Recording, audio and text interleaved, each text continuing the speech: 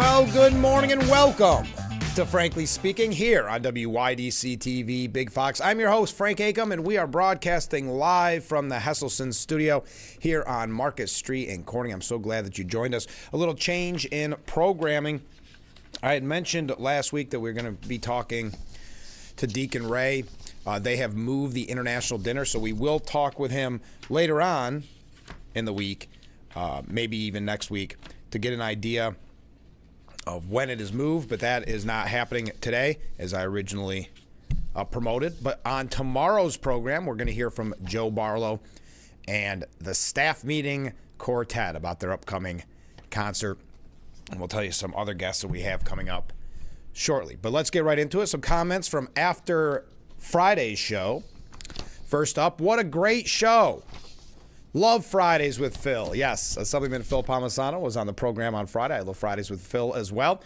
He did a great job, and there's just so much to cover. Already talked with him about getting him back on the show to talk about the budget process. And actually, we're going to have another Assemblyman and former Congressman, Joe Sempolinski, on the program on Friday. So if you have any questions about the budget process happening in Albany right now, I would love to hear from you. Comment from a different viewer. I think you have mentioned that you are a boxing fan. I am. So just a sentimental note regarding the passing of George Foreman. I always liked him, and I'm saddened to learn of his checking out. May he be with God and rest in peace. Yes, the sad news breaking over the weekend that Big George Foreman passing away at the age of 76. I had the honor of interviewing him on radio years ago. Just such a nice person, a nice man. Met him once at the International Boxing Hall of Fame, got his autograph. One of my favorites, all-time favorites. So yes, I understand your sentiment. The Hall of Fame, which if you've not been to the International Boxing Hall of Fame, it's not that far from here. It's in Canastota, New York. They released a statement, in addition to being an iconic two-time heavyweight champion who thrilled fans with his incredible punching power during the course of his legendary career. George Foreman was also one of the most beloved champions in boxing history, said Executive Director Ed Brophy. The Hall of Fame offers our condolences to the Foreman family and joins the boxing world in mourning his passing. Donald Trump tweeting out over the weekend when he had heard of the news. He said, George Foreman is dead. What a great fighter. He had, without question, the heaviest and biggest punch in the history of boxing. With the exception of Ali, when you got hit, you went down. He was something really special. But above all, he was a great person with a personality that was bigger than life. I knew him well, and he will be missed. Warmest condolences to his wonderful family. Now, we all know the comeback story of George Foreman. We know how he found faith. Again, talking with him, he's just such a special person. So rest in peace, Big George Foreman. Also, I didn't mean to start the program on such a sad note, but we just learned that former Representative Mia Love has passed away at the age of 49. You may recall, I have a picture here for you in case you don't remember. Let me see. There we go. You remember Mia Love, the first black Republican woman elected to the United States House of Representatives. She passed away at 49. Her family sang, with grateful hearts filled to overflowing for the profound influence of Mia on our lives. We want you to know that she passed away peacefully today. Mia Love, who represented Utah's 4th Congressional District from 2015 to 2019, died at her home in Saratoga Springs. She had been battling brain cancer and recently underwent immunotherapy as part of a clinical trial at Duke University's Brain Tumor Center before her death. Her daughter said earlier this month that her mother's cancer was no longer responding to treatment.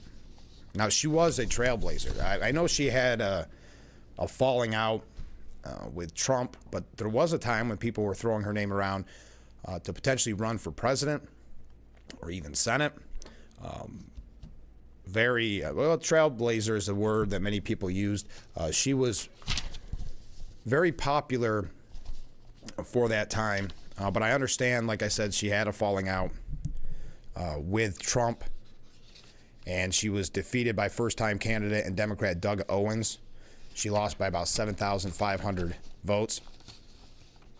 She did not emphasize her race while on the campaign trail. However, the former lawmaker did acknowledge the significance of winning the election and said it defied those who had suggested that a black Republican Mormon woman couldn't win a congressional seat in Utah. So she defeated Owens to win the first time and again for re-election. I'm sorry, I worded that incorrectly.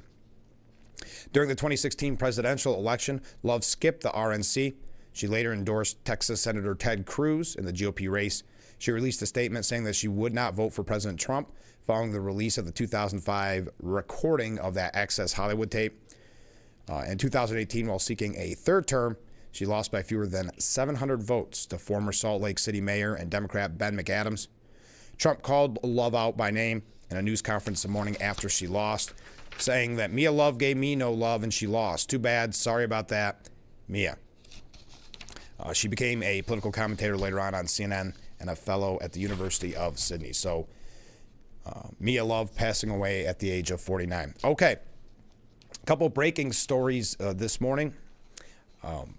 You may not have heard this. This was released about an hour ago. I don't know if you really want to call it breaking news. But President Trump has criticized second-rate movie star George Clooney's appearance on 60 Minutes, dismissing the interview as a total puff piece. On Sunday, the two-time Oscar winner appeared on the news program to promote his Broadway debut, which is him portraying journalist Edward R. Murrow in Good Night and Good Luck. Clooney also spoke about his decision to drop his support for former President Joe Biden before taking aim at the Trump administration. He has been a very outspoken critic of the Trump administration. He's one of the videos they show very often back in 2016, where he says in no uncertain terms that there's no way that Trump is going to be the next president of the United States. So Trump took to Truth Social saying, "Why would the now highly discredited 60 Minutes be doing a total puff piece on George Clooney, a second-rate movie star in quotes, by the way, and failed political pundit? He fought hard for Sleepy Joe's election, and then right after the debate, dumped him like a dog. Later, I assume, under orders from the Obama camp, he pushed all out for Kamala, only to soon realize that that was not going to work out too well. 60 Minutes even fraudulently inserted fake answers into her disastrous interview, aired just before Election Day, in one of the most embarrassing and dishonest events in broadcast history. And now, George Clooney again? His press agent should be making a fortune." So that breaking late last night, really early this morning, that coming out on New York Post at 5:04 this morning. So I guess you could call it breaking news, but Trump slamming George Clooney's 60 Minutes interview, calling it a puff piece, and saying that he's a second-rate movie star. Now, a lot of people do blame him in a way for Harris ousting, if you will, with that op-ed. And you know it had to be approved by the Obama administration, but that op-ed calling for Biden to step down, it's very reminiscent of what we're going through right now with Chuck Schumer. There are definitely some connections between what they're trying and attempting to do to Chuck Schumer, as what Chuck Schumer did and Nancy Pelosi to Joe Biden. It's really interesting to watch. We're going to tell you about it a little bit later on in the program, with Chuck Schumer saying over the weekend, in no uncertain terms, that he's not stepping down, he's not losing his leadership position, that he's moving forward. Well, we're going to tell you what others had to say. Just a quick, I don't know if you want to call it, and we do have a couple of updates just from last week's program, but I saw this and I thought it may interest you. California's Attorney General has urgently warned customers of 23andMe to purge their genetic data from the company's database over uncertainty where it may end up if the firm goes bankrupt. Given 23andMe's reported financial distress, I remind Californians to consider invoking their rights and directing 23andMe to delete their data and destroy any samples of genetic material held by the company. Now, the company had been synonymous with at-home genetic testing for more than a decade, providing more than 15 million customers with a wide range of personal health and ancestry data. Users could, you know all about it. But sort of a public service announcement warning, the California Attorney General warning you to delete your data on 23andMe.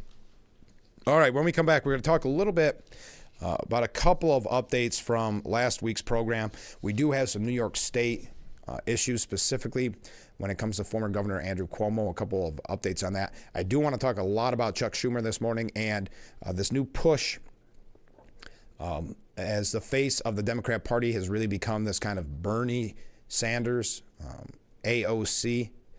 They're holding these rallies, packing in quite a few people. If you recall, I mean, and I've always said it would have been interesting if the fix wasn't in, and it was actually Bernie that got a chance to run against Trump, how that would have shaped up. And I only say that because at the time, if you recall, he was packing in fans, if you will, very similar to what Trump was doing. These huge, huge rallies where then you would see Hillary Clinton holding a rally with celebrity star-studded events with very few people showing up. So it would have been interesting at that time to see how the general election would have shaped up if the Democrat Party hadn't already put the fix in and made it so there was no way that Bernie Sanders could win. I always thought that many of those Democrats that voted for Bernie should have left the party because of what the Democrats did to their vote, showing that they didn't care for their vote, didn't care what they wanted in the primary because the fix was already in. But it seems as if they did not leave the party. Maybe some of them did. But they seem to have went even further left. So we've got some updates on Bernie. Doge, of course. I don't think a show can go by without some Doge. We also have a lot here about the Trump administration. So we're just getting warmed up on this Monday morning edition of Frankly Speaking. Thank you for joining us. We got to take a short break, and we will be right back after this.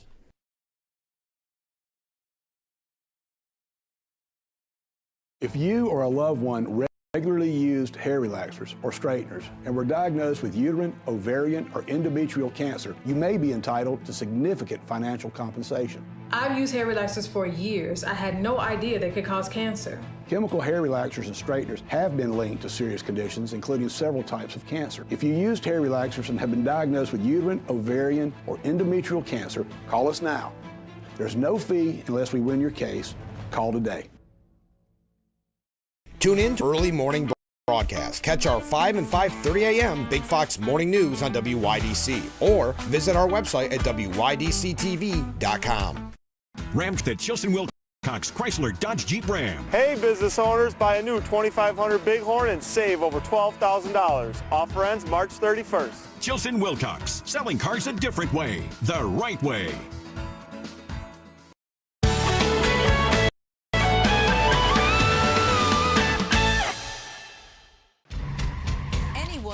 Anywhere can record crimes as they happen, and we're going to watch them right here. He just took his car.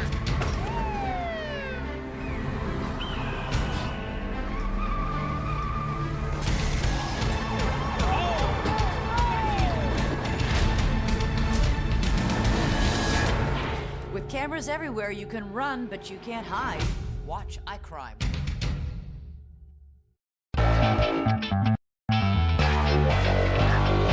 Welcome back to Frankly Speaking here on WYDC TV Big Fox. I'm your host, Frank Acom. And how can we help like that in our small businesses, not to sound cliche, but are the backbone of our community? Let's talk about we. Thanks, as always, to you, the viewers, for sending in your texts and your voicemails. Now we go to a comment. This is from John in Elmira. Make sure to catch Frankly Speaking only on AM Big Fox News WYDC. The Frankly Speaking Roof Cam brought to you by Boss Security in Horseheads. Contact them today for all your business and home security needs. We are back broadcasting live from the Hesselson studio here on Market Street in Corning. We are going to be talking about Chuck Schumer here in just a little bit. There was an interesting piece because, I think we missed bringing this up on the program Friday because it either happened late Friday or maybe even over the weekend. But Columbia University did concede to Trump, did give in to his demands, threatened with losing $400 million in federal funding. The university agreed to overhaul its protest policies and security practices. Many professors saw it as a surrender, according to the New York Times, a reward to the Trump administration's heavy hand. Conservative critics of academia celebrate it as overdue, righteous reset by an Ivy League university.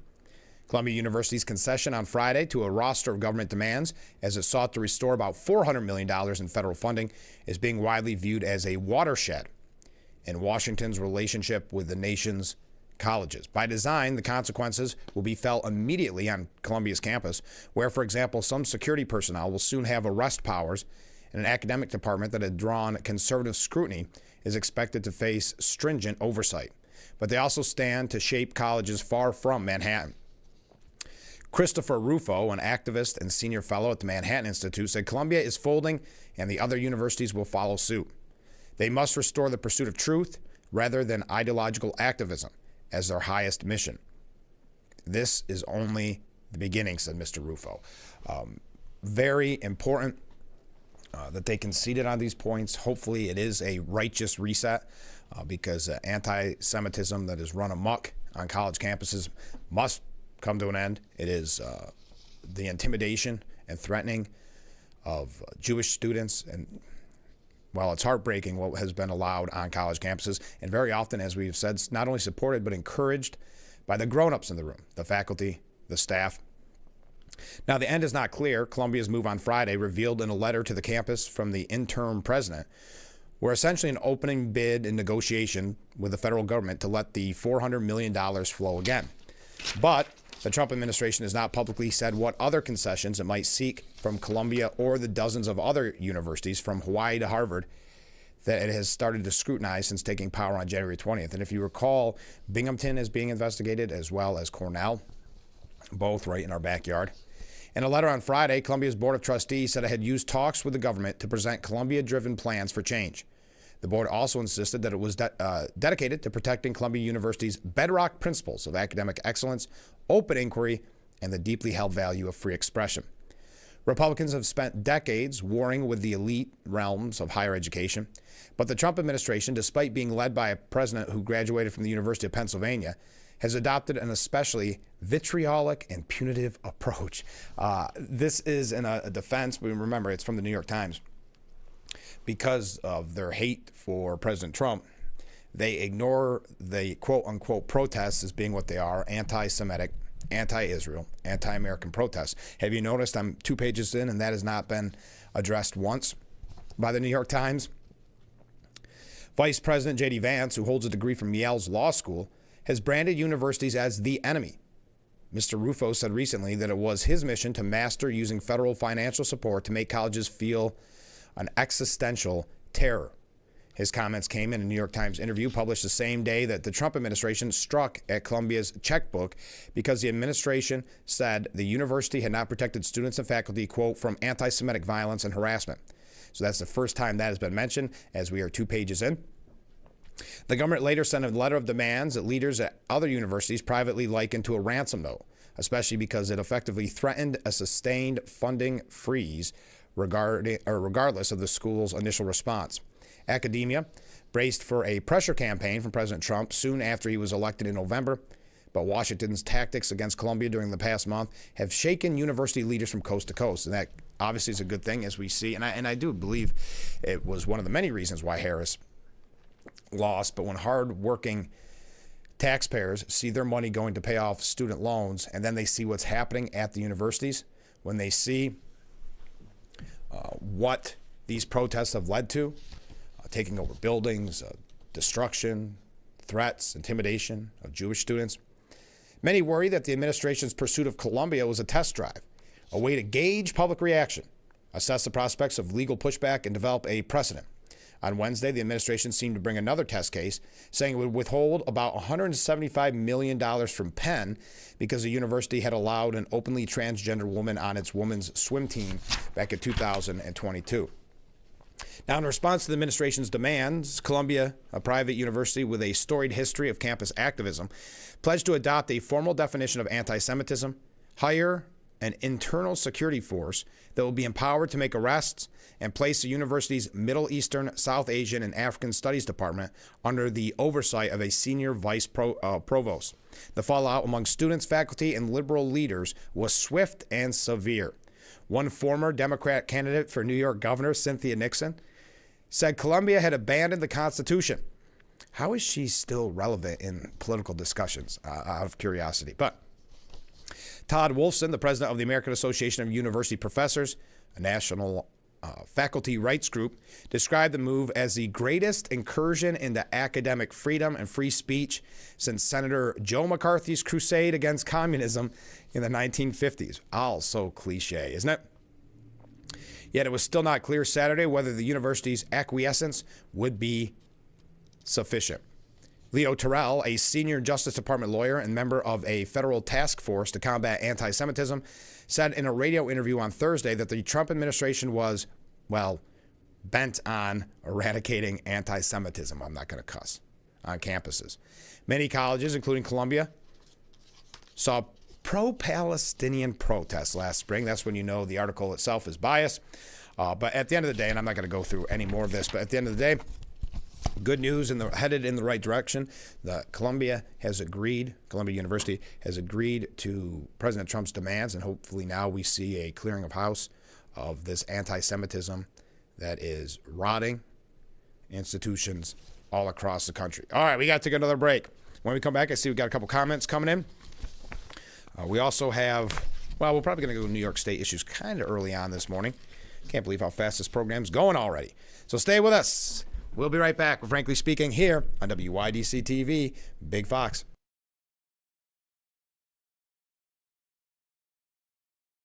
Your tap water is delicious. I know, right? It's this Culligan Smart drinking water system. What do you think is going on in there? I'm smelling a touch of chlorine. Yeah, I'm detecting some PFAS. I'm also getting notes of lead. Perfection. Sending it up. Here we go. Certified to reduce more than 70 contaminants. It's like having your own team of water experts. See the smart difference at Culligan.com. Invite you to discover what makes our school community so special, including the fact that everything, top-notch education, housing, healthcare, food, clothing, technology, and much more is provided to our students at no cost to our families. This is thanks to the generosity of our founders, chocolate maker Milton S. Hershey and his wife, Catherine.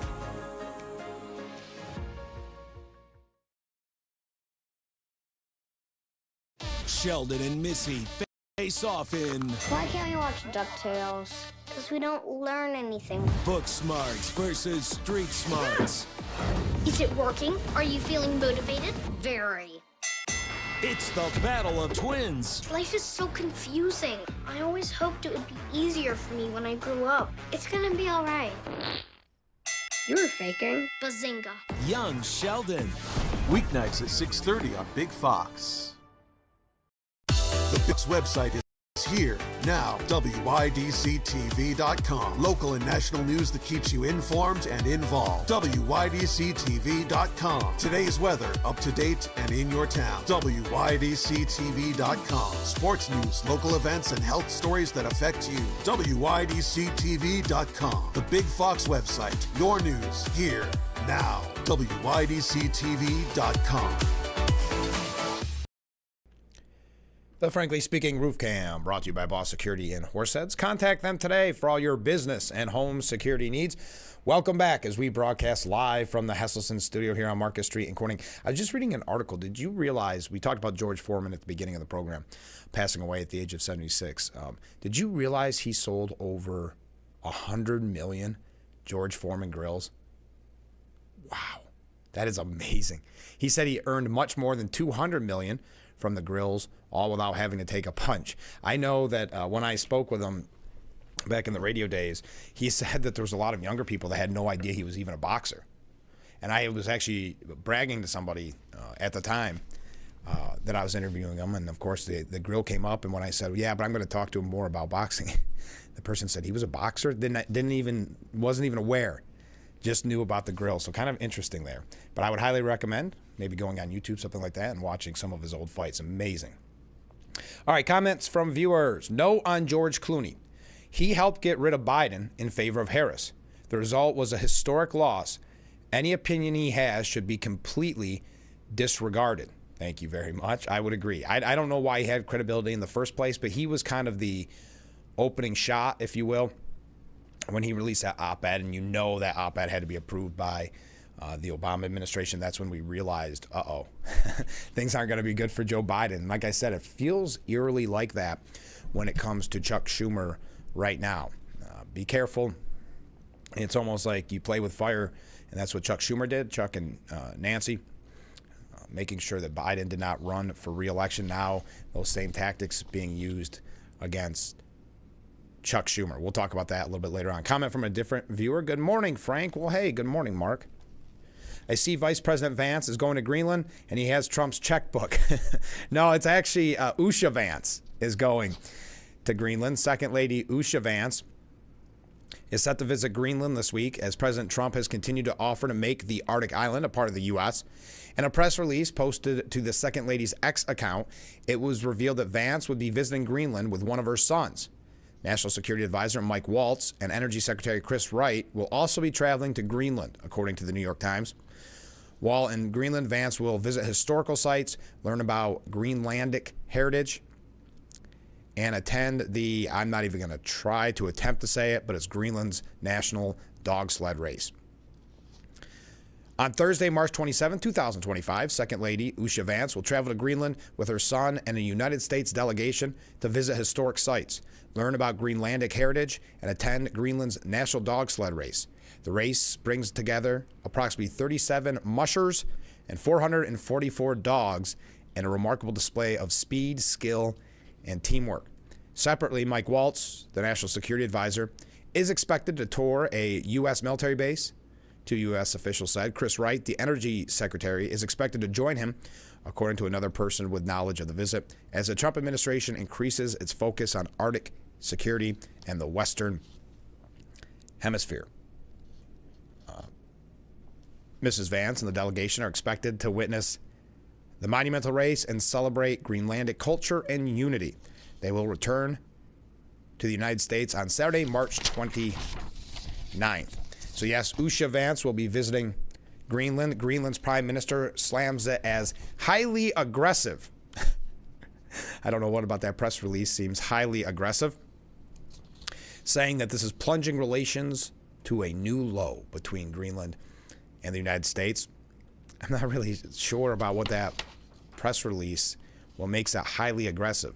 Greenland Prime Minister Mute Edged called the U.S. delegation's trip to the island highly aggressive in an interview with a Greenlandic newspaper on Sunday.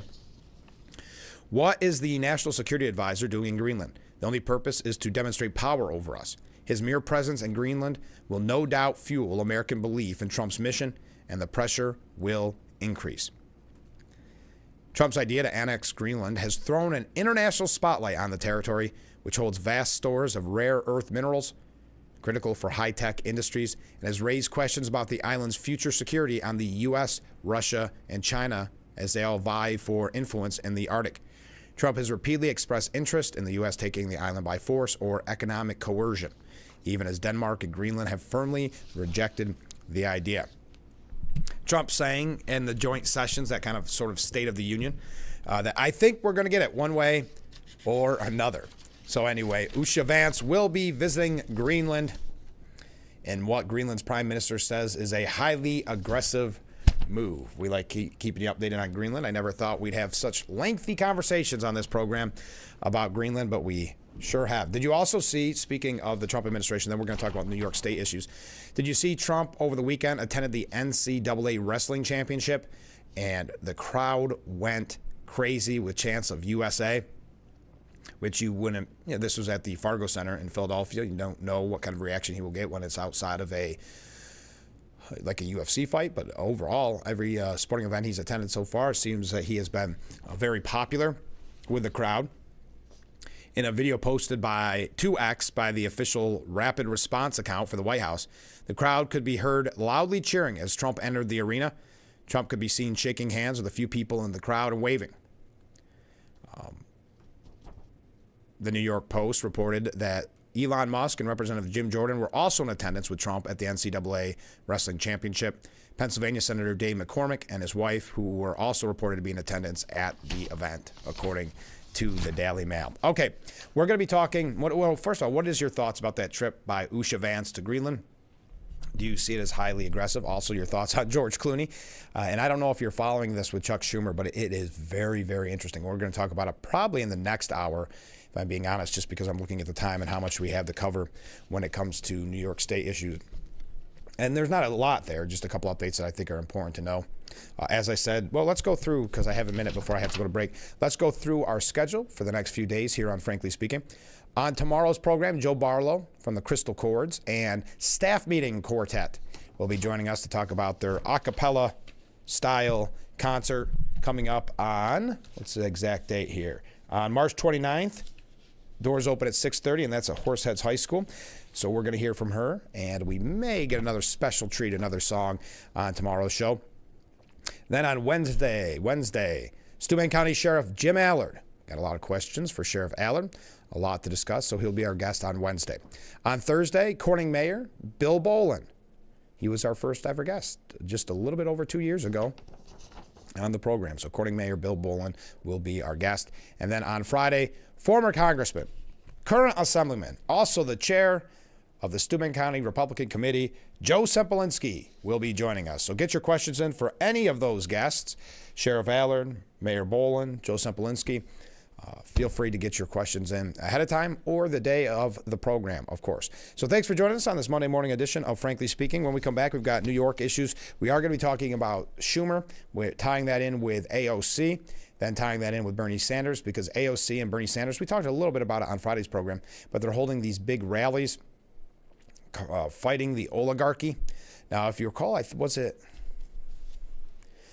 John Fetterman, Senator Fetterman, who was saying last week, don't quote me if it was him, I think it was him, saying Democrats really need to drop the terms like oligarchy. It just doesn't resonate with the common men and women in this country. But they're, like we said in the past, there seems to be two wings of the Democrat Party, the Fettermans and the AOCs. And I think these rallies sort of prove that, but they are getting huge crowds. Bernie Sanders known to be able to pack in a pretty large crowd with his kind of populist message. So we'll be talking about that as well. And then some things just in general about the Trump administration and perhaps maybe a few other updates. But let's take that short break. When we come back, some New York State issues, reading some more of your comments. We're just getting warmed up. Half an hour in here on Frankly Speaking. Stay with us. We will be right back.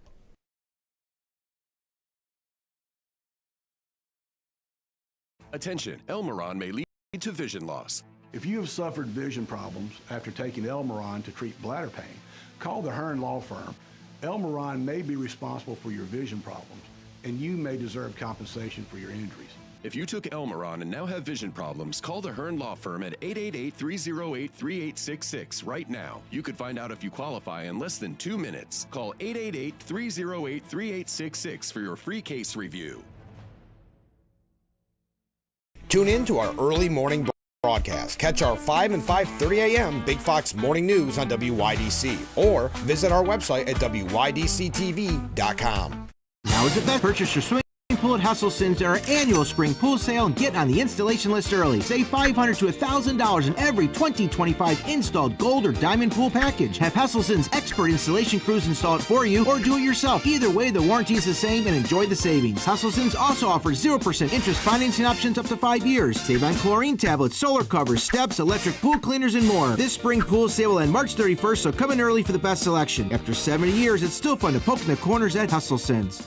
Every day, Judge Mathis presides. Don't you ever form your mouth to talk to me like that. What's wrong with you? Is another day when someone gets what they deserve. I throw you out my courtroom talking crazy like that. Mathis Court with Judge Mathis. It's a season of Sherry. Having a good time has always been my #1 goal. I tend to get crazy. At my age, I should not be jumping up and down like that. And if you don't know what I mean, ask your mama. The young ones, y'all like, we don't know what you're talking about. But I promise you, in 30 years, you will. It's the best time in daytime. Weekdays at 2 p.m. on Big Fox.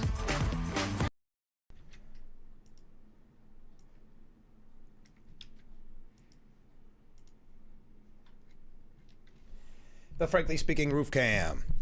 brought to you by Boss Security in Horseheads. Contact them today for all your business and home security needs. All right, we are broadcasting live, looking at all these comments. We're broadcasting live from the Hesselson studio. Ken wrote in. Ken watched the Sunday shows. We're going to read Ken's comments in just a moment. Before that judge that told Trump to turn the planes around is not backing down, said one viewer. Yes, I know that. We're going to talk about kind of this lawfare, if you will, for lack of a better word, a little bit later on. Comment from a different viewer. Aren't Bernie and AOC millionaires? Both have gotten rich off of politics, not hard work. I know Bernie has something like 3 or 4 homes. I don't know how rich AOC is, but I don't think any of them are want for money. Comment from a different viewer. Never liked Clooney as an actor, and Bernie Sanders is so far left, he lost his right hand. Thank you very much. Never a Clooney fan either. All right, let's see what Ken had to say. You ready? Frank, they let me watch the Sunday shows again this week. I only have a few minutes to use my phone before they put me back in the padded room. You need to spend your free time differently, Ken. Going to drive you crazy. On Meet the Depressed with Kristen Welker, Welker talked about the judge stopping the wrongful deportation of criminal illegal immigrants. Tried to scare the public yet again on Musk taking Social Security benefits away, and said that Musk's Doge is fueling the burning of the Teslas. Wow. So victim blaming. Okay.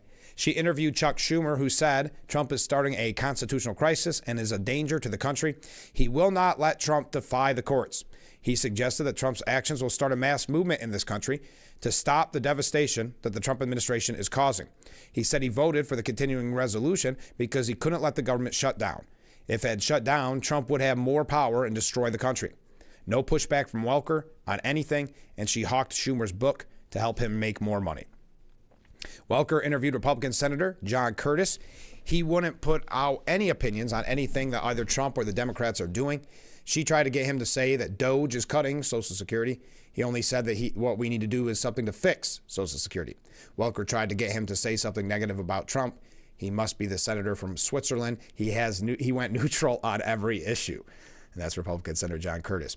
The panel didn't disappoint. They bashed Trump on wanting to impeach judges, fueling a constitutional crisis, Social Security cuts, and upholding Musk at every turn. They said the Democrats must go back to offense. Their constituents want to see the fire in their representatives. And we've seen some examples of that in recent town halls where Democrats thought they were in friendly territory, and we're not. Continuing on This Week with George Stephanopoulos, or Snuffleupagus, however you want to say it, with Jonathan Karl. Karl talked about Trump not obeying the judge's order and his personal attacks on the judge. Karl interviewed Tom Homan. Tom said he is going to continue removing illegal immigrants. Karl tried to say that immigrants being deported may not belong to the gangs. Homan schooled him on the law and ICE's in-depth investigations. Karl then interviewed Chris Christie. Karl asked if Trump will defy the courts. Surprisingly, Christie said he thought Trump would obey the courts, but went on to say Trump is depending on the Supreme Court to back him. Christie completely agreed with Karl on Trump using the DOJ to threaten and punish anyone that challenges Trump or his administration. Karl interviewed Bernie Sanders. Sanders said Trump is installing an oligarchy, trying to amass the power of the government for himself. Trump and the billionaire oligarchs are taking control of the country. Trump is giving trillions of dollars to billionaires by gutting Medicare, Medicaid, and Social Security. Sanders got angry at one point and started to walk away from the interview when Karl started asking if AOC is going to be the leader of the Democrat Party. Yeah, what did he say if you want to do silly games or something like that? We're going to talk about that a little bit later on. On To Face the Nation with Margaret Brennan, Margaret interviewed National Security Advisor Mike Waltz. I missed the first half of the interview. What I did see was him schooling Margaret on the fact that it wasn't until Trump took power that we are now talking about ending the war in the Ukraine and having gotten more hostages released in Gaza. Margaret seemed angry that she didn't get the response she wanted. She interviewed Rand Paul. She asked if we should be giving more due process to the immigrants being deported. Rand said the decision to deport the illegal immigrants was the right decision and will be held up by the Supreme Court. She asked him about his plan to help Musk claw back $500 billion in previously approved spending. He thinks it is doable and needed. She asked about the closing of the Department of Education and how will the states get their money. Rand said that we should actually be worried about how to get our education results better in the U.S. Money obviously isn't getting our kids educated. She interviewed Democrat Representative Jim Hines. He did his job slamming the Trump, Musk, and Republicans. She asked about Venezuela and TDA. He said that Venezuela is not in league with the TDA gang. She interviewed the previous director of HHS, Scott Gottlieb. They discussed the measles outbreak and worked to discount RFK Jr. Comments on supplements helping against measles. He said the only real help is vaccination, excuse me. You can see where my mind's at. They discussed the need to get a CDC director in place soon due to the measles outbreak. At no point in the interview did either mention that a big contribution to the measles outbreak could be the fact that millions of unvaccinated immigrants have been funneled into the country by the Biden administration. The panel, which consisted of 2 Democrats, discussed the removal of the TDA gang members, trying to cast doubt on it if they were actually affiliated with a gang, and that is the talking point now that the media is trying to present, that they're not all gang members, that they were just judged on their tattoos. The message to the sheeple from all 3 shows was the same in every other week. Trump and the Republicans are bad. Democrats are good. Well, thank you, Ken. Thank you for all that work that you put in, watching those programs, giving us the recap. How good is Tom Homan?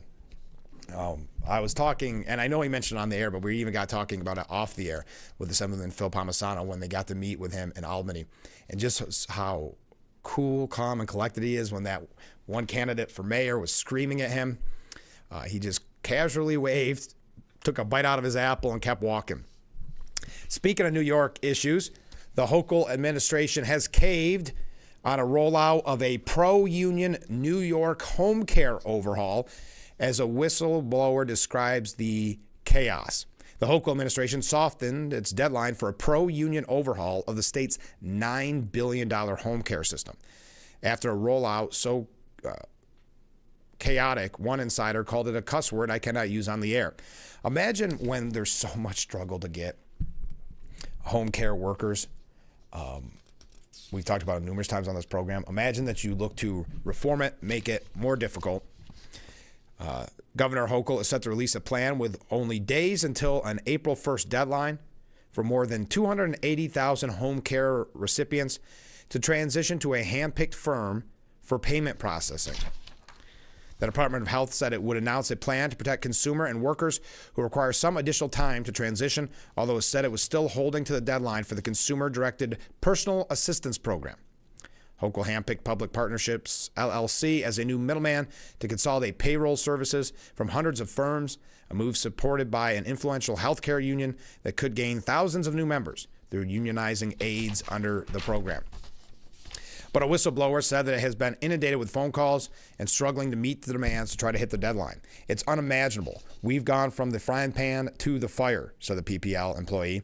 Hundreds of callers are on hold by 8 a.m. when workers sign on for the day, and hundreds are still waiting on hold at the end of the business day, meaning customers and caregivers have to call back and try again the next day. Thousands of calls a day are getting abandoned, and they claim that management is ramping up pressure and micromanaging agents' time. The company workforce, which is working remotely and has recently been bolstered with agents from outside New York in the last few weeks, despite PPL saying its employees would be based locally. Critics of the transition recently protested outside a vacant office space belonging to the company near Albany. If we had another year or two, it might work, but as it stands right now, it's, we'll say, chaos. The Hochul administration's turnaround comes after weeks of insisting the rollout was going to plan. As of Thursday, 200,000 consumers had started to transition, according to PPL, leaving tens of thousands more unaccounted for. All right, enough on that. Just an update on Hochul and the budget process there. The budget is due April 1st. Assemblyman Phil Palmisano predicting on Friday's program that it would not make the April 1st deadline. We'll be watching that closely. We've got a couple of quick things about Andrew Cuomo, then we're going to move on and talk about the Trump administration. Thanks again to Ken for recapping the Sunday shows. If you watched them, what were your thoughts? I do have some quotes from some of the guests during various interviews that we may get to a little bit later on. But let's take a short break. Stay with us. We'll be right back with Frankly Speaking here on WYDC TV, Big Fox.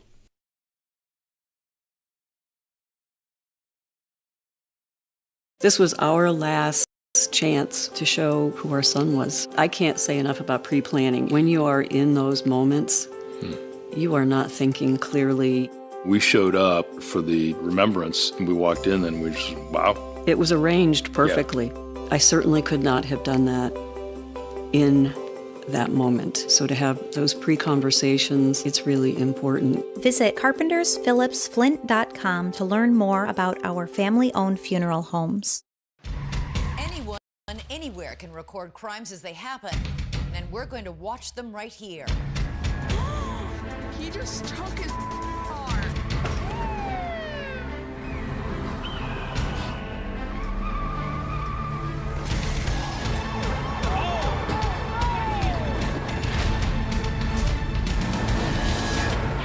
With cameras everywhere, you can run, but you can't hide. Watch iCrime.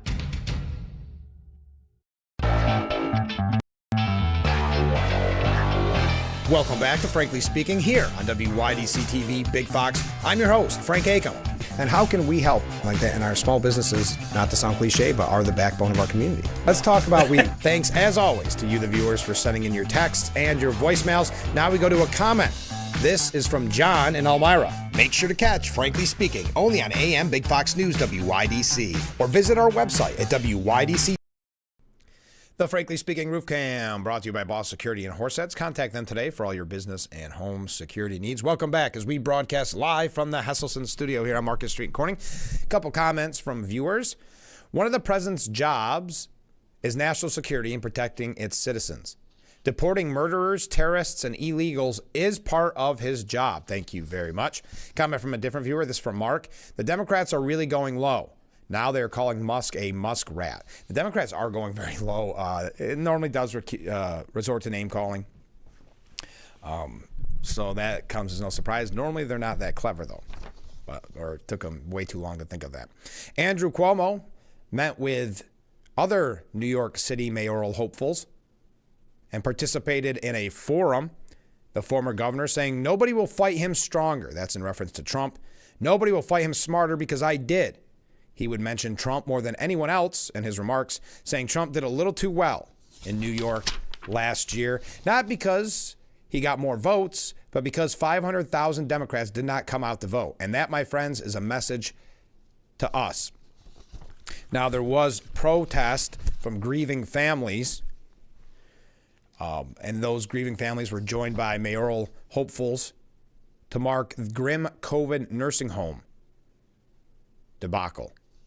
Dozens of grieving New York families who lost elderly loved ones during the pandemic joined 8 of Andrew Cuomo's mayoral race foes Sunday to somberly mark the 5 years since the former governor's controversial order to house COVID patients in nursing homes. Wow, it's been 5 years. The family members and candidates were united in sorrow and outrage, going after Cuomo for his fateful decision, which by many estimates resulted in the premature deaths of about 15,000 nursing home residents, all while he touted his leadership of the Empire State and signed a multi-million-dollar book deal, a book that his staff was ordered to help write on the taxpayer dime. And it was a book about how great he was, if you recall. And we said it so many times on this program, and I thought Elise Stefanik put it perfectly in that congressional hearing. Because of that nursing home decision that he made, he should never be elected in any office ever again. Alexa Riviera said, my mother's name is Anna Martinez. She was a strong, kind woman who dedicated her life to her family. But she died following Cuomo's March 25th, 2020 order. Oh, so it's March 25th. So tomorrow is the actual 5-year anniversary. She deserved dignity and protection and a government that valued her life, Riviera said, but instead she was abandoned by the very system that was supposed to protect her when the pandemic struck. I stand before you today not just as a grieving daughter, but as the voice of thousands of families who lost their loved ones due to the reckless and deadly decisions of Andrew Cuomo. My sister and I started this advocacy group searching for answers, never realizing that the very governor our mother voted for was the one who facilitated her death. Let's be clear. This is not just an accident. It was a failure of leadership, a betrayal of trust, an avoidable tragedy. There's been so many outspoken advocates on this. It was a despicable decision. It was the worst decision made in all of COVID, if not one of the worst decisions made in political history by then Governor Cuomo.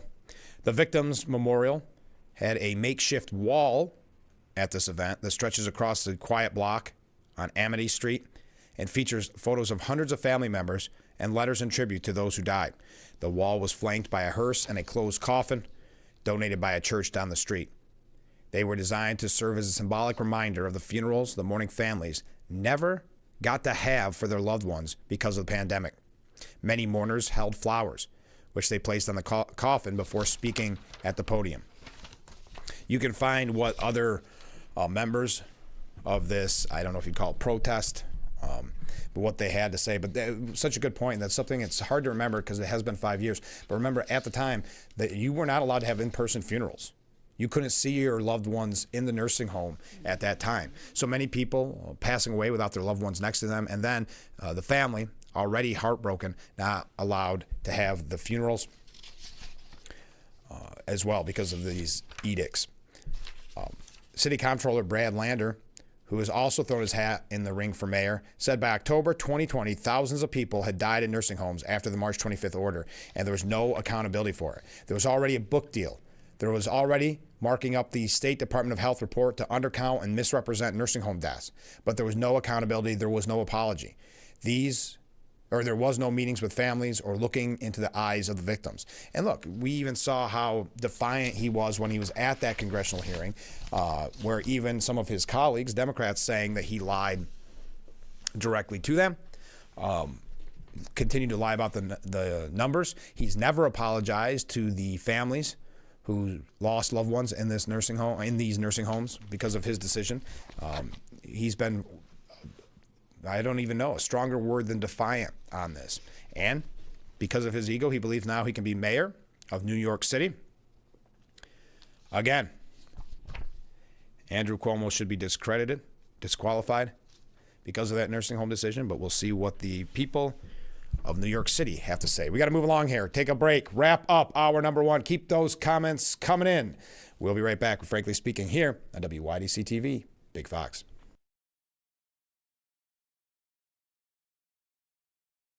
If you or a loved one regularly used hair relaxers or straighteners and were diagnosed with uterine, ovarian, or endometrial cancer, you may be entitled to significant financial compensation. I've used hair relaxers for years. I had no idea they could cause cancer. Chemical hair relaxers and straighteners have been linked to serious conditions, including several types of cancer. If you used hair relaxers and have been diagnosed with uterine, ovarian, or endometrial cancer, call us now. There's no fee unless we win your case. Call today. Hard to explain what this feels like. Moving piles of earth, towing up to 4,000 pounds, cutting millions of blades of grass. We could keep trying to put it into words, but nothing compares to experiencing it for yourself. You just have to get in the seat. Right now, get 0% financing for 60 months and save up to $1,000 on select John Deere compact tractors from Lindsay Equipment. Tune in to our early morning broadcast. Catch our 5 and 5:30 a.m. Big Fox Morning News on WYDC or visit our website at WYDCTV.com. Every day, Ebony K. Williams presides. Untrue, Your Honor. What, you're going to have your turn. Is another day when right prevails over wrong. I can tell what happened to you, sir, because I was born at night, not last night. The only thing that matters, sir, is how I see it. Equal justice with Judge Ebony K. Williams. The Frankly Speaking Roof Cam, brought to you by Boss Security and Horseheads. Contact them today for all your business and home security needs. We are back, wrapping up hour number one. One thing I forgot to mention from over the weekend, did you see that President Trump revoked security clearances from Kamala Harris and Hillary Clinton, as well as a number of other former officials and critics? Trump said that he was revoking security clearances for his predecessor, Joe Biden. His order confirmed that decision, adding that he also revoking the security clearances of any other member of the Biden family. I've determined that it is no longer in the national interest for the following individuals to access classified information. So that's just an update. A couple comments from viewers. I'm really concerned people don't know about the facts and don't know what's really going on. I'm so concerned with everything that the Democrats are saying. The smart people are just turning against the right things. Thank you very much. Comment from a different viewer. It's actually Ken, I believe. Yep. Any thinking person would have to agree that the Democrats work hard to use lawfare against Trump. The latest proof of this are the number of times a judge interfered with presidential orders per term. Yes, there's a great piece on this, and I'm just going to read Ken's numbers, but I'm going to talk about that a little bit later on. Obama, 12. Trump's first term, 64. Biden, 14. Trump in the first 2 months, 15 already. And we're going to talk about these quote-unquote activist judges. By the way, just to wrap up, hour number one, we're going to talk about Chuck Schumer at the top of the hour, read some more of your comments. One last thing, since we were talking about New York State issues, Albany politicians are pushing a bill that would honor the families of sanitation workers who died of 9/11 related cancers.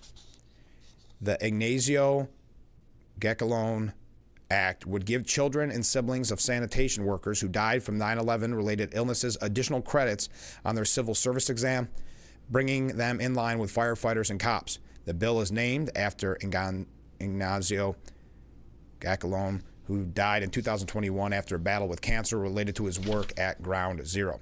They gave the city everything, and finally, at least they're getting some type of support. It is nice. Over 100 sanitation department workers have died of cancer tied to their work cleaning up the Trade Center site. Just a story, maybe something a little different coming out of Albany instead of all the doom and gloom. We can talk more about Governor Cuomo if you want, but we are going to talk about Chuck Schumer at the top of the hour. Don't forget, I have a little time for some housekeeping. On tomorrow's program, we're going to be talking with Joe Barlow from the Crystal Chords, and we're also going to hear, maybe, a special song from the Staff Meeting Quartet, which is a part of the Mark Twain Chorus, because Crystal Chords and Mark Twain Chorus have teamed up together, and they're having a special a cappella style concert called Happy Together. It's coming up on Saturday, March 29th at 7 p.m. with doors opening at 6:30 at the Horseheads High School. So we're going to hear from Joe Barlow and the Staff Meeting Quartet on tomorrow's program. As I mentioned, if you are just joining us, we're supposed to talk with Deacon Ray from the Rotary, but they have moved their international dinner to a later date. We're going to hear from him later in the week or early next week to get an update on exactly when the international dinner will be. On Wednesday, Steuben County Sheriff Jim Allard will be our guest. That's on Wednesday.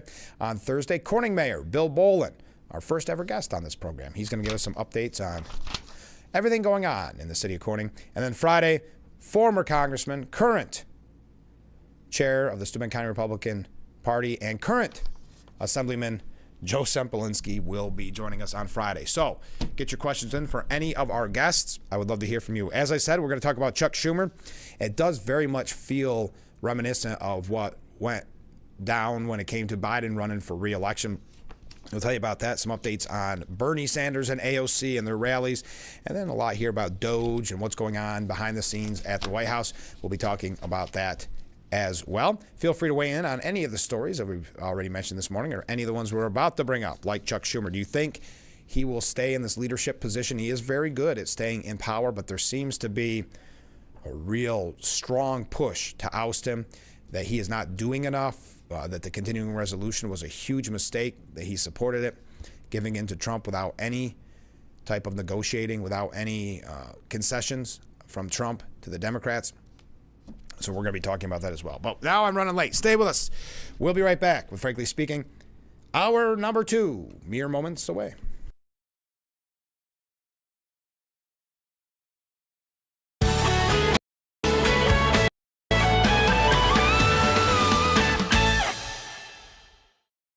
Invite you to discover what makes our school community so special, including the fact that everything, top-notch education, housing, healthcare, food, clothing, technology, and much more is provided to our students at no cost to our families. This is thanks to the generosity of our founders, chocolate maker Milton S. Hershey and his wife Catherine.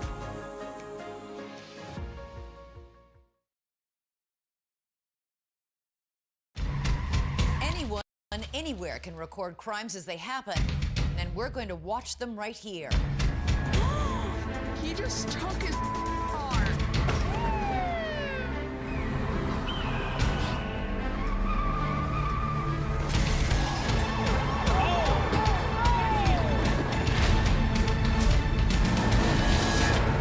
With cameras everywhere, you can run, but you can't hide. Watch iCrime.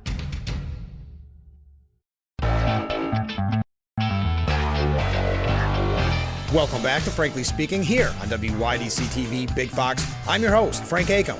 And how can we help like that in our small businesses, not to sound cliche, but are the backbone of our community? Let's talk about Thanks, as always, to you, the viewers, for sending in your texts and your voicemails. Now we go to a comment.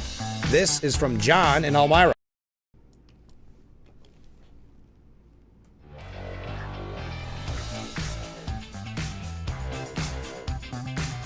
Hour number 2 of Frankly Speaking here on WYDC TV Big Fox. I'm your host, Frank Acom. We are broadcasting live from the Hesselson studio here on Market Street in Corning. Thank you so much for joining us. A comment from Mark. New York City law allowing non-citizens to vote got struck down by New York City courts. Just shows you how Democrats are trying to get votes. Yes, it was very important that was shut down. I don't think we had an opportunity to bring it up with Assemblyman Phil Palmisano, but we talked about it on the program before he came on the air last Friday. Big court decision. Okay, Chuck Schumer.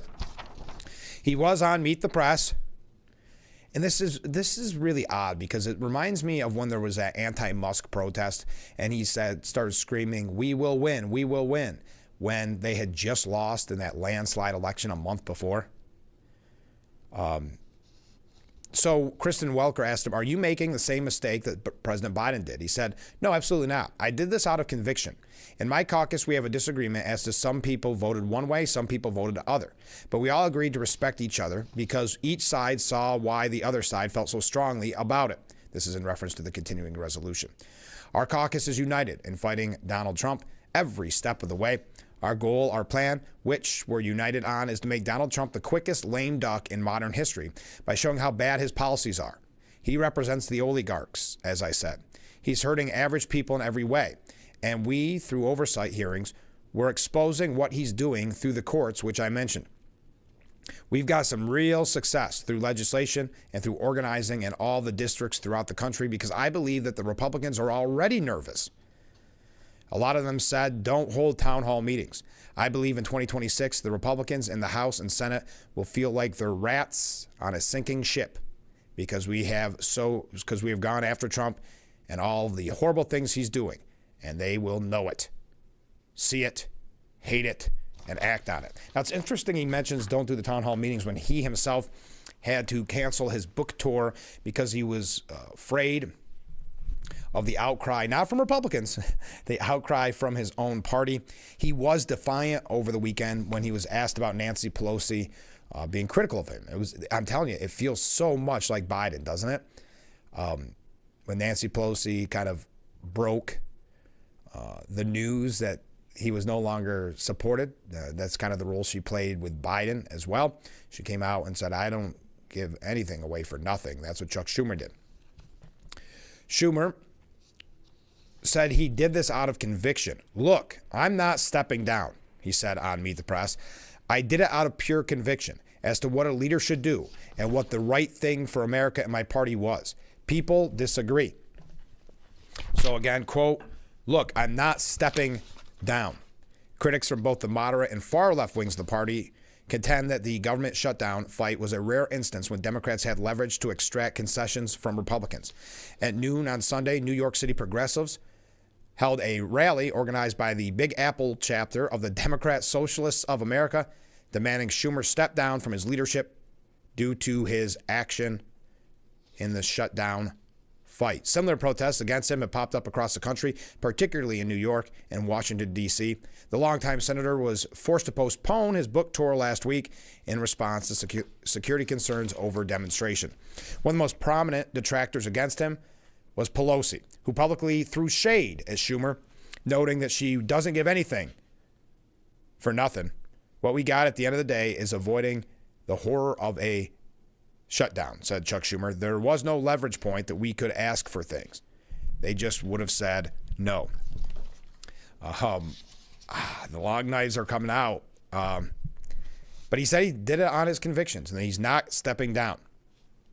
He then went on to use the cliche talking points, and democracy is at risk. Donald Trump is a lawless, angry man. He thinks he should be king. He thinks he should do whatever he wants, regardless of the law, and he thinks judges should just listen to him.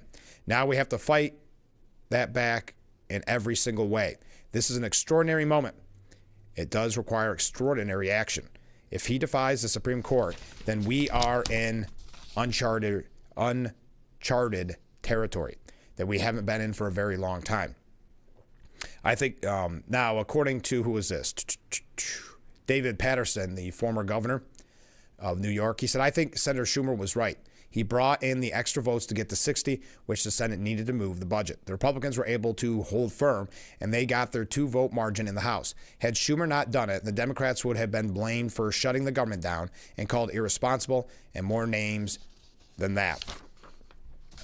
Now, if you're wondering about Schumer's book, it is called Anti-Semitism in America, A Warning, and it hit bookshelves last week. He did some of the morning shows last week talking and promoting the book, but he did have to cancel his book tour because of backlash from his own party. As you're seeing, there was a protest outside of his home demanding that he step down over the budget vote.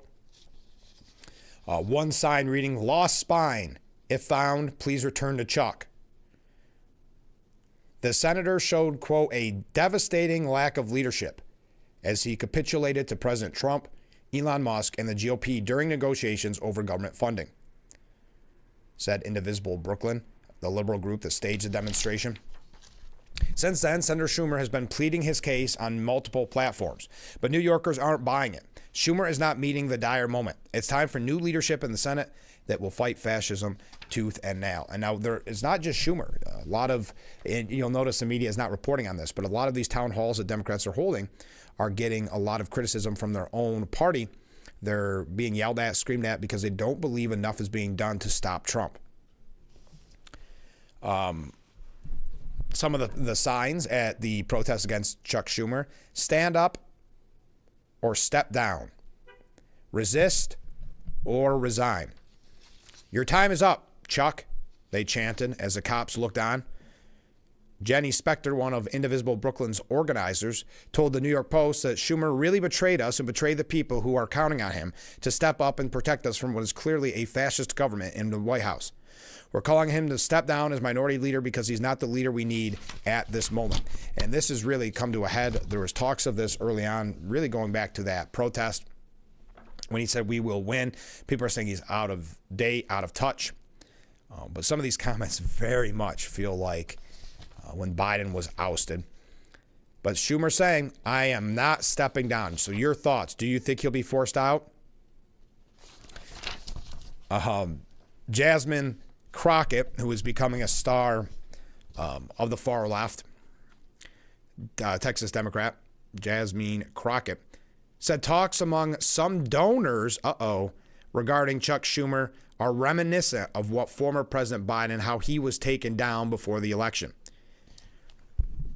Crockett stopped short of calling for Schumer to step down, but said that there were growing calls from behind the scenes similar to the ones that convinced Biden to step down.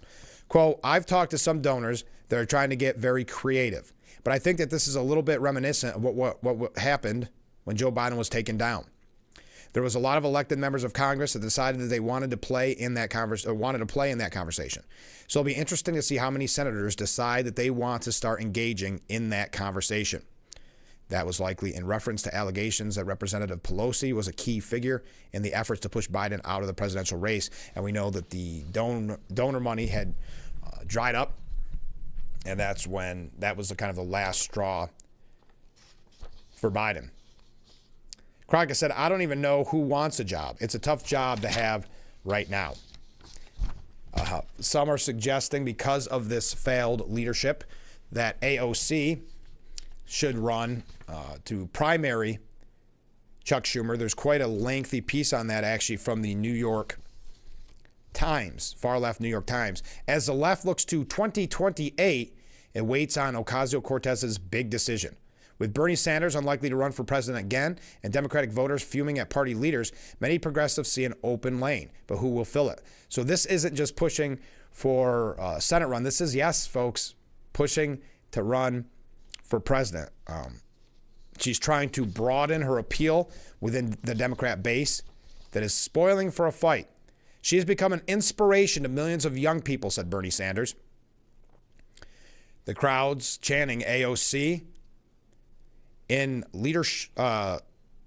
In a leaderless Democratic Party out of power in Washington, AOC has a message and a connection with a segment of liberals feeling disenchanted with both parties. Now, in her fourth term, the 35-year-old Congresswoman is working to broaden her appeal beyond her progressive anti-establishment roots.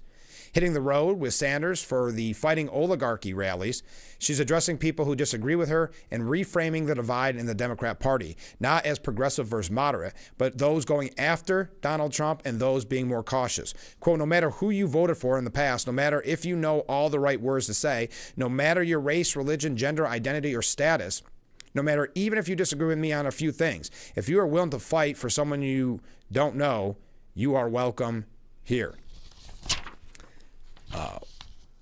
Now, Kristen Hansen, who attended the rally, said we're lacking leadership right now, and we really just need someone to take the reins and tell us what to do. I'm not in politics, but I'd be very happy to follow a leader who I believe in. And as I said, they're already looking to 2028. This is apparently the Democrats' new hope is AOC. Kind of looking forward to their post-Bernie future. A movement politician with a large and devoted base of supporters. Sanders has signaled that he does not intend to run for president again. The question now is who will lead the network he built from scratch into the next presidential election and beyond. Interviews with nearly 20 progressive Democrats about the left wing's future revealed a faction that sees the ideas Mr. Sanders has championed, reducing the power of billionaires, increasing the minimum wage, focusing more on the plight of workers, as core to the next generation of mainstream Democrat politics. Though there is little agreement about who will emerge to guide progressives into a post-Sanders era, virtually anyone interviewed said that there was one clear leader for the job, Representative Alexandria Ocasio-Cortez. And it just so happened that Mr. Sanders and Ms. Ocasio-Cortez spent 3 days last week on a Fighting Oligarchy tour through Arizona, Nevada, and Colorado. In Denver, they drew 34,000 people, what Sanders' aides said was the largest crowd of his career. Neither has so much, well, anyway, we don't have to go in through all of this, but Sanders saying Alexandria has been doing an extraordinary job in the House. You can't sit back. You can't wallow in despair. You've got to stand up, fight back, and get involved in every way that you can. There's nobody I know who can do that better than Alexandria. So the New York Times signaling almost a support already in 2028 for AOC, Alexandria Ocasio-Cortez. And that's what, and I think it was made reference to a viewer who's talked about Sanders storming off the ABC News set yesterday when asked about AOC. We'll talk about that in just a moment. I see some comments coming in. Keep them coming in. Keep the waves coming in. And we'll get to all of your comments when we get back. This is Frankly Speaking here on WYDC TV. Big Fox, stay with us.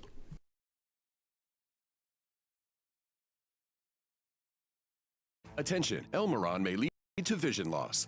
If you have suffered vision problems after taking Elmeron to treat bladder pain, call the Hearn Law Firm. Elmeron may be responsible for your vision problems, and you may deserve compensation for your injuries. If you took Elmeron and now have vision problems, call the Hearn Law Firm at 888-308-3866 right now. You could find out if you qualify in less than 2 minutes. Call 888-308-3866 for your free case review. New year. And for millions of New Yorkers, that means more money in your pocket. For the second year in a row, the minimum wage in New York State has gone up. Both this year and next, the minimum wage is increasing 50 cents per hour. That means an additional $2,000 to spend on all the things you and your family need.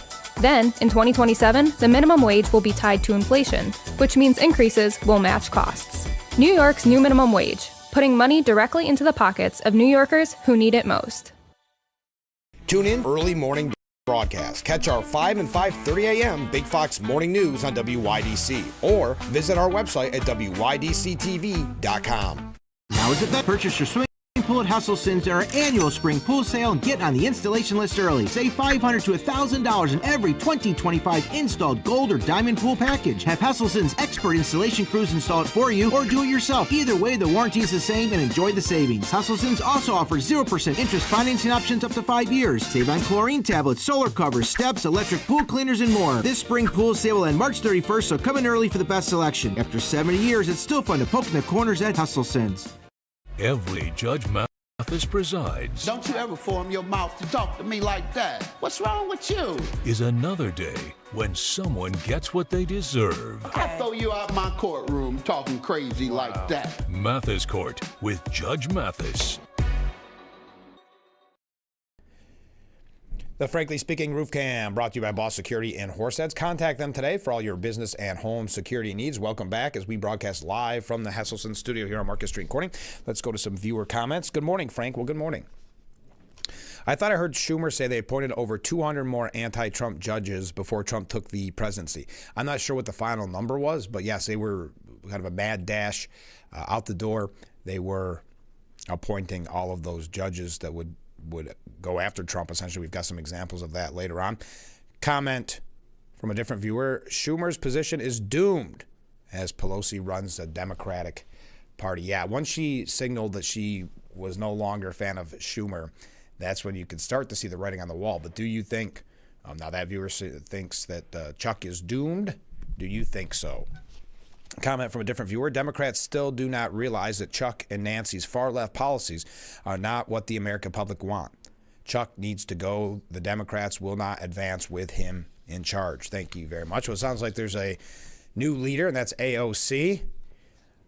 Bernie Sanders grew visibly agitated and leaped from his seat to cut an interview short after getting asked about whether his protege, Representative Alexandria Ocasio-Cortez, should vie for the Senate. Would you like to see her join you in the Senate? Jonathan Carl asked. I mean, goes to show you Democrats can't handle what Republicans have to put up with when it comes to questioning, because he kind of throwing a tantrum over that question. Now, again, Chuck Schumer is up for re-election in 2028, so it's a long way before the talk for a run for Senate even needs to start or needs to begin.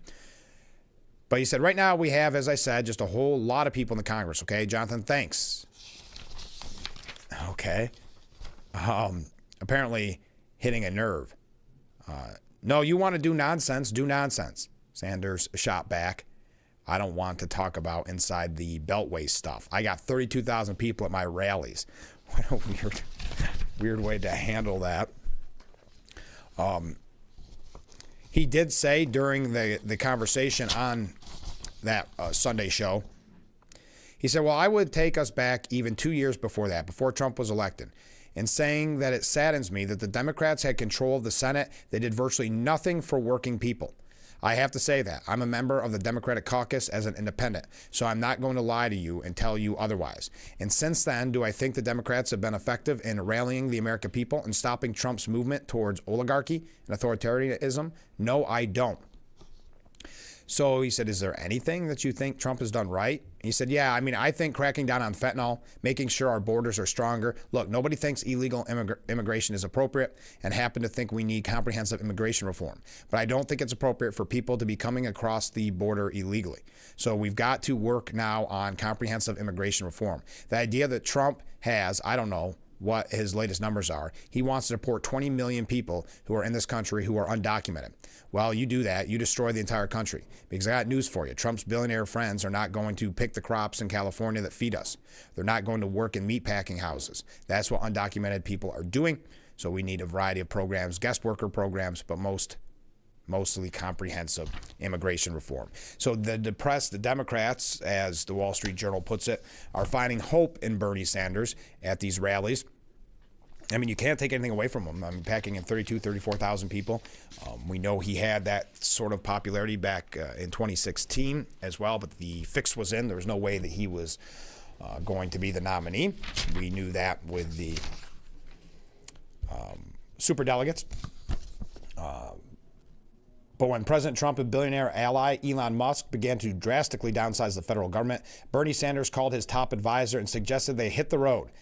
I have a feeling that people are pretty angry out there. They initially reserved a space at the first stop of Omaha, Nebraska that would hold 800 people, but had to move to a bigger venue so 3,400 could attend. And it keeps going on how it grew and grew.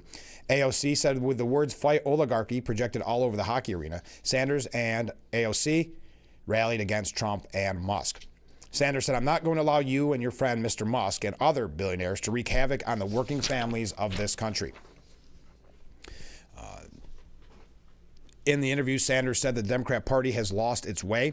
It is strong on women's rights, civil rights, and gay rights, Sanders said. But in terms of fighting for the working class of this country, Democrats have been virtually non-existent. So, again, Bernie Sanders rallies Democrats hungry for resistance to Trump. I don't have to get into all the various numbers, but people suggesting, and do you agree, that AOC and Bernie are the new face of the Democrat Party, that she really should be in a leadership position. How bad am I doing on time? Representative Ro Khanna said on Sunday during the State of the Union, saying, well, being asked by Dana Bash, the Senate Democrat leader, Chuck Schumer, who, of course, you're referring to the fact that he voted to keep the government running. And there's a lot of anger about that. So you think he should be primaried? Should AOC, who is very much part of the new Democratic generation, should she challenge him in New York? Khanna said, well, that really is her decision. I will say that there were a lot of people at the Democrat retreat who had encouraged her. I was just in New York, and I was surprised how much support there is. I haven't talked to her directly, but I think it's for her. Here's what I will say. The American people are fed up with the old guard. There needs to be a renewal. You know, in Silicon Valley, when a company isn't doing well, you don't keep the same team. I think there's going to be a new generation in this country. They want to see a more compelling economic message.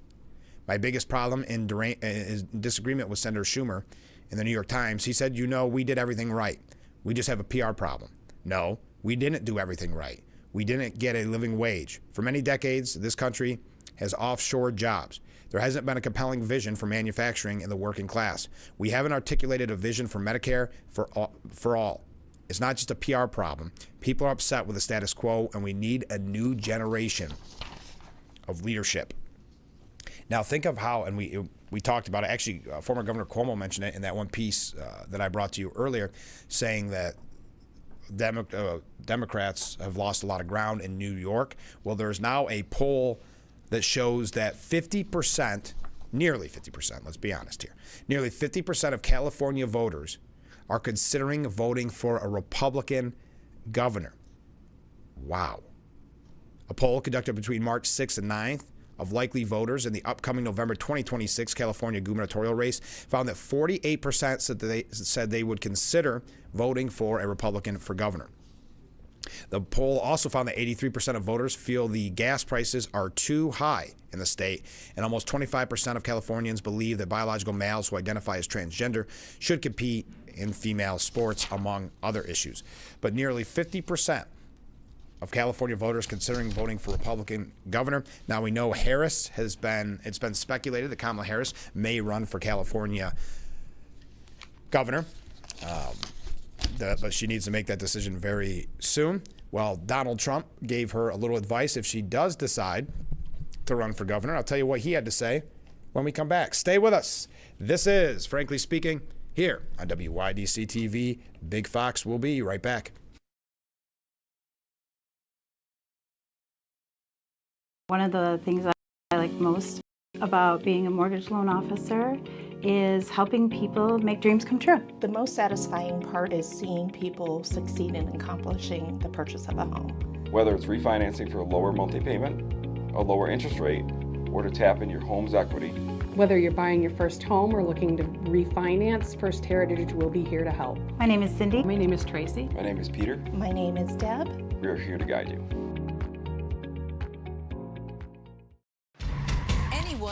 Anywhere can record crimes as they happen, and we're going to watch them right here.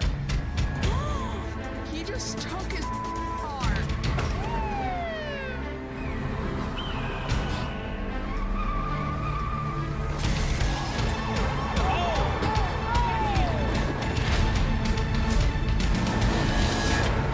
With cameras everywhere, you can run, but you can't hide. Watch iCrime.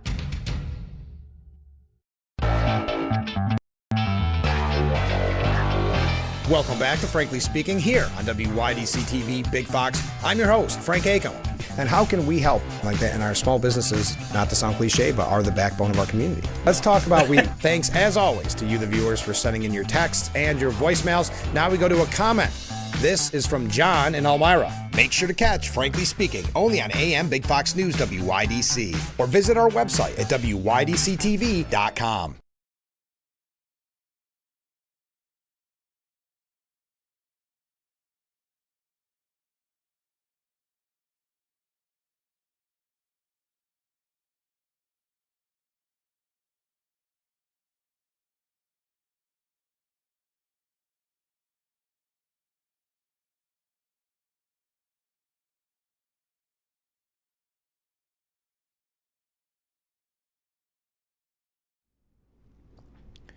The Frankly Speaking Roof Cam, brought to you by Boss Security in Horseheads. Contact them today for all your business and home security needs. We are back, broadcasting live from the Hesselson studio here on Market Street in Corning. Wow, has so many comments coming. We'll get to those after the next break. Sorry, I missed that.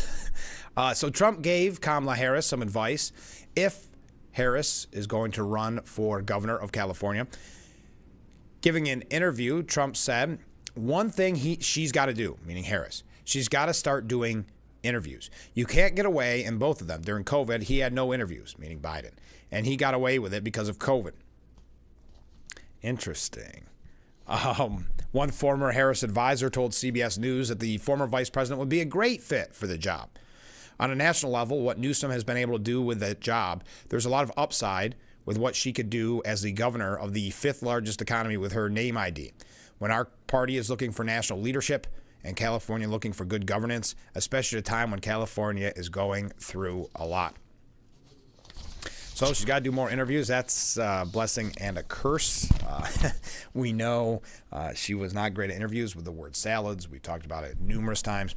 Now, it's interesting. They've been talking about the kind of populist movement within the Democrat Party, the AOCs and the Bernie Sanders. But then they criticize President Trump, saying an assault on elites encompasses almost every aspect of American life. That's Stephen Collinson at CNN.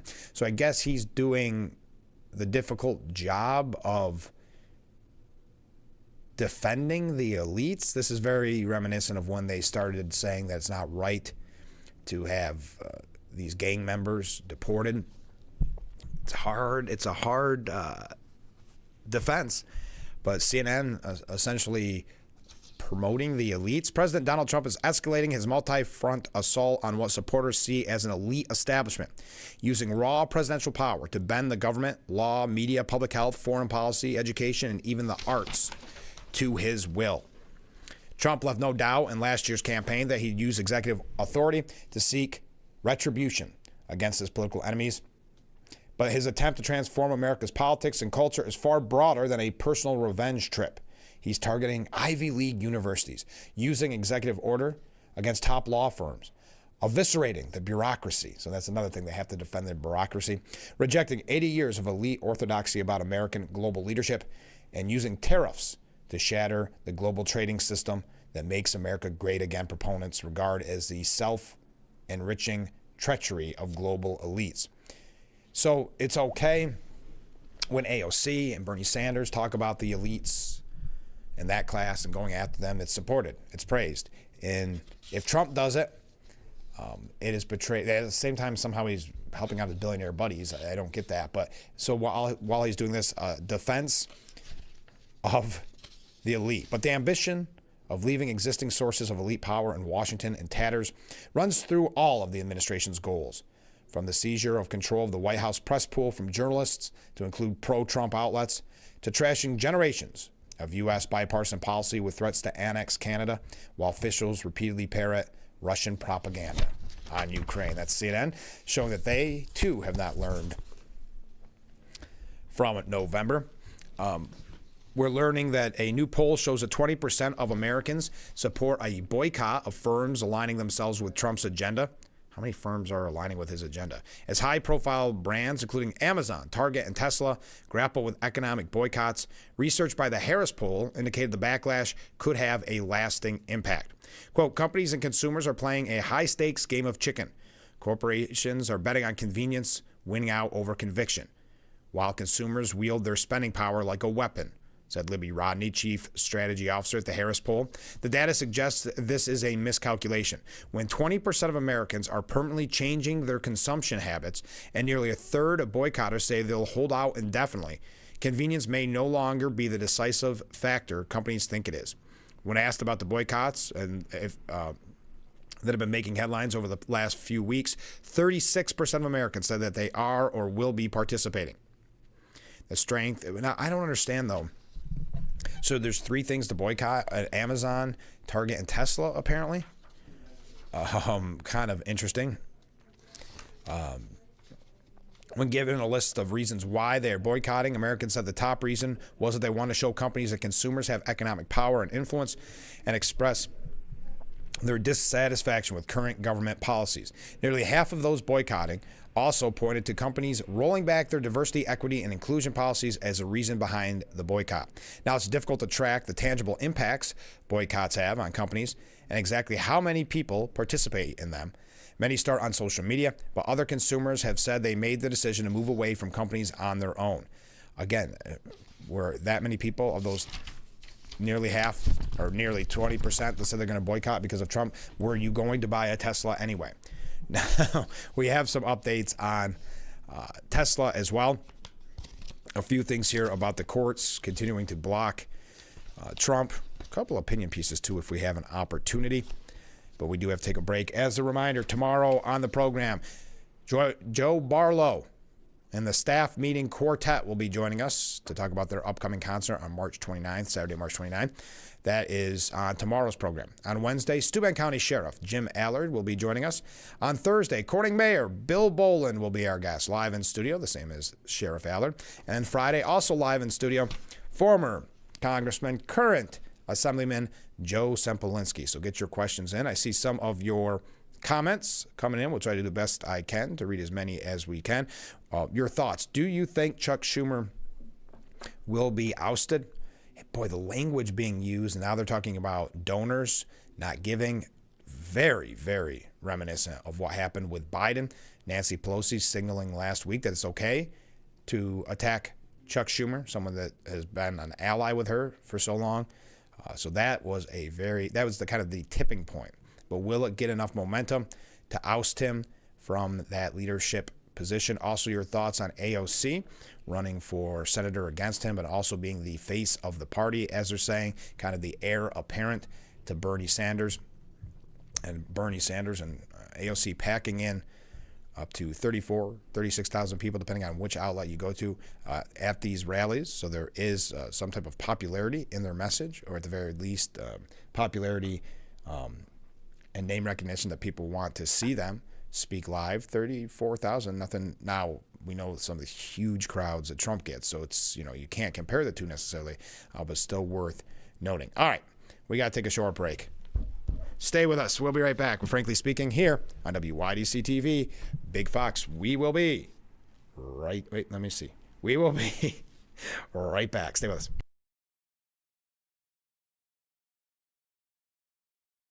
If you or a loved one regularly used hair relaxers or straighteners and were diagnosed with uterine, ovarian, or endometrial cancer, you may be entitled to significant financial compensation. I've used hair relaxers for years. I had no idea they could cause cancer. Chemical hair relaxers and straighteners have been linked to serious conditions, including several types of cancer. If you used hair relaxers and have been diagnosed with uterine, ovarian, or endometrial cancer, call us now.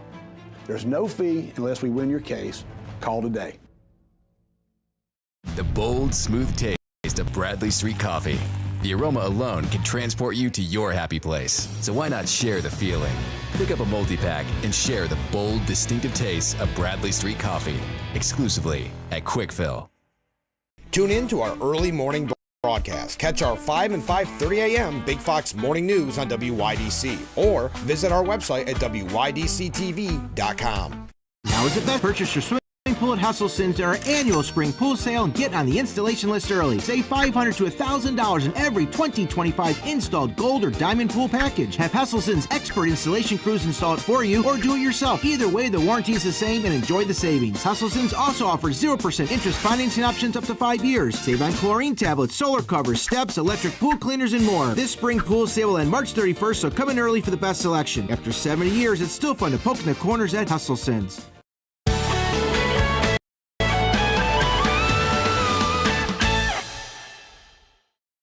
Invite you to discover what makes our school community so special, including the fact that everything, top-notch education, housing, healthcare, food, clothing, technology, and much more is provided to our students at no cost to our families.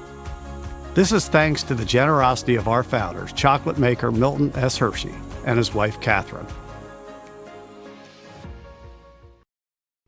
The Frankly Speaking Roof Cam brought to you by Boss Security in Horseheads. Contact them today, for all your business and home security needs. Welcome back as we broadcast live from the Hesselson studio here on Market Street in Corning. Let's go to some viewer comments.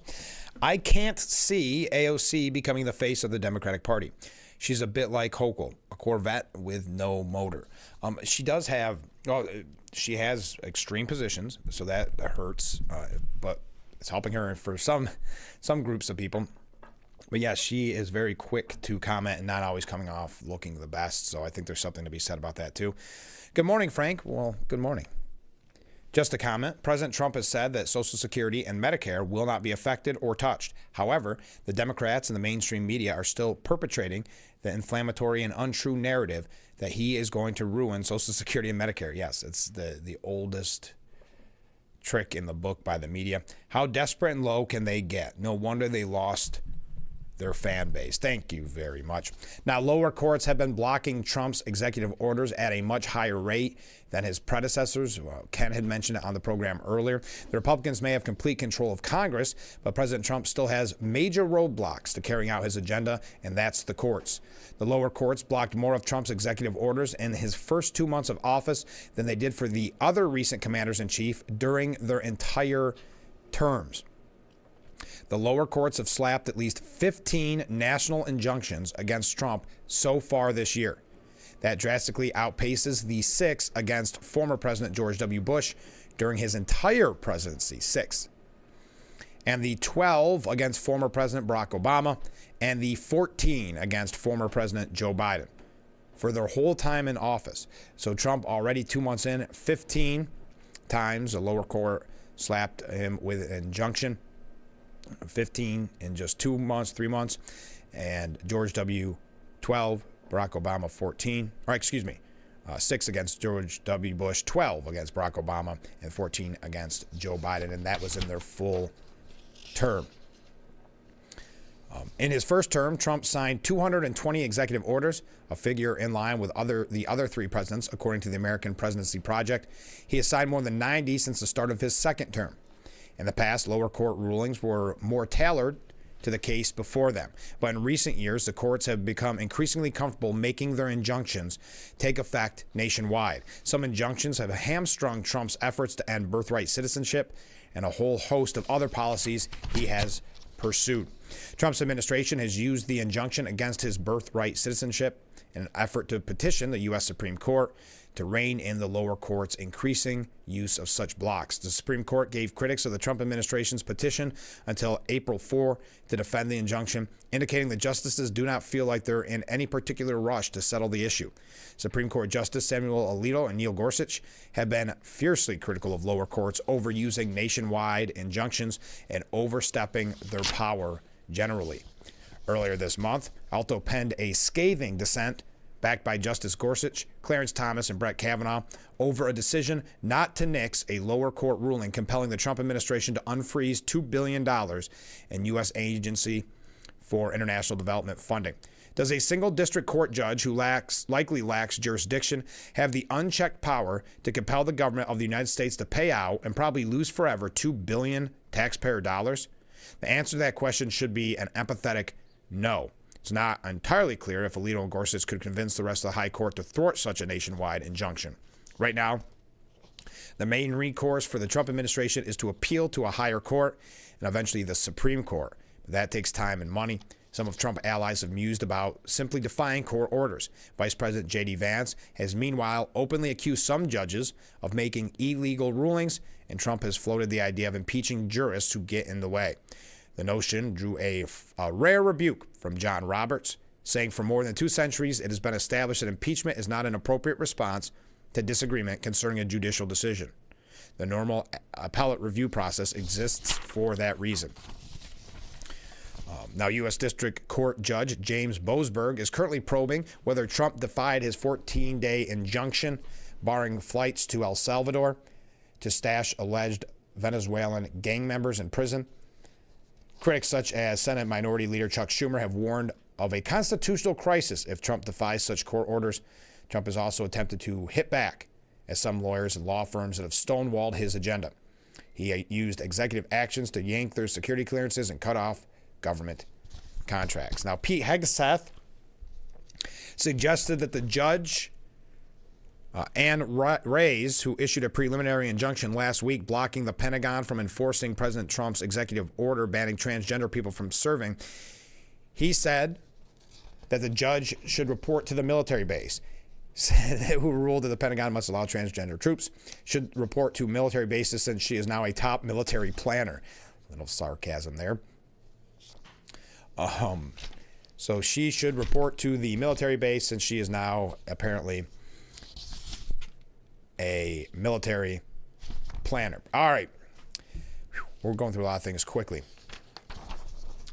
Now, Tom Homan, who we talked to, something to Phil Palmisano, and when I realized we talked with Sheriff Allard about him as well, because Sheriff Allard got to meet with Tom Homan. But on yesterday's This Week, Tom Homan was asked by Jonathan Karl, you said, I quote, I don't care what judges think. Now, I know you have since said the administration will abide by court orders. We heard Donald Trump say the same thing. So what do you mean when you say, I don't care what judges think? Tom Homan said, I don't care what the judge thinks as far as this case. We're going to continue to arrest public safety threats and national security threats. We're going to continue to deport them from the United States. I understand this case is in litigation through the Alien Enemies Act and will abide by the court order as litigated. But my quote was, despite what he thinks, we're going to keep targeting the worst of the worst, which we've been doing since day one in deporting from the United States to the various laws on the books. We are not making this up. The Alien Enemies Act was actually a federal law. It's the statutes enacted by Congress and signed by a president. Now that's our litigation. But put that aside, we still have Title VIII authority to remove illegal aliens from the United States, and we'll concentrate on those who are the biggest threat to our communities, public safety threats. So again, Karl, in typical media fashion, said, but you're going to abide by court orders as long as you know you go through your appeals process, but you are not going to defy those orders. Tom Homan saying no. So he will not defy those orders. Now, Chris Christie says if Trump makes the Supreme Court mad, they will rule against him. That's not how that's supposed to work. But Chris Christie on This Week, yesterday, saying, look, it is the beginning of this first quarter of the Trump administration, which is we are going to try to use the power of the presidency in every way we can. And in this instance, to immediate people from availing themselves of the rights they have as American citizens to access the court system if they think the government has done something wrong. Any suit that's filed against Trump's administration, Donald Trump will, by definition, believe is frivolous. What he's saying to them is punish anybody who sues us. Again, if people stand up and say, I don't care, I don't think that that is going to be a huge problem. But if they continue to act like Paul Wise did and cave and be intimidated, well, then we're going to have a much different legal system in this country. I think John Roberts agrees with him on the majority of the executive power issues. But if what he does is continue to make statements like impeach judges, I disagree with him going to make the Supreme Court mad so much that they may not give him everything he wants. So even though they may agree Roberts cares about the most, what John Roberts cares about the most is the independence and reputation of the court. If it looks like Trump is making him look like he is in the pocket, he may go the other way. So Trump tactically should keep quiet on the judges. Don't make Chief Justice Roberts mad at you. Is that how that's supposed to work? The Supreme Court decisions, if whether or not they have their feelings hurt? We got to take a short break. Get those comments in. And we'll be right back with Frankly Speaking here on WYDC TV. Big Fox, please. Stay with us.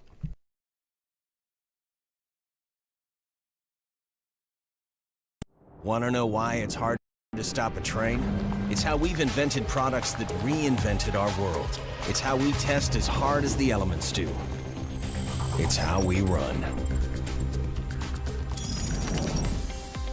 Aaron's Heating and Air Conditioning in Corning is now offering residential plumbing services.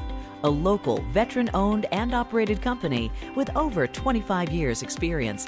You can trust the experts at Aaron's Heating and Air Conditioning. Anyone, anywhere can record crimes as they happen, and we're going to watch them right here. He just took his car.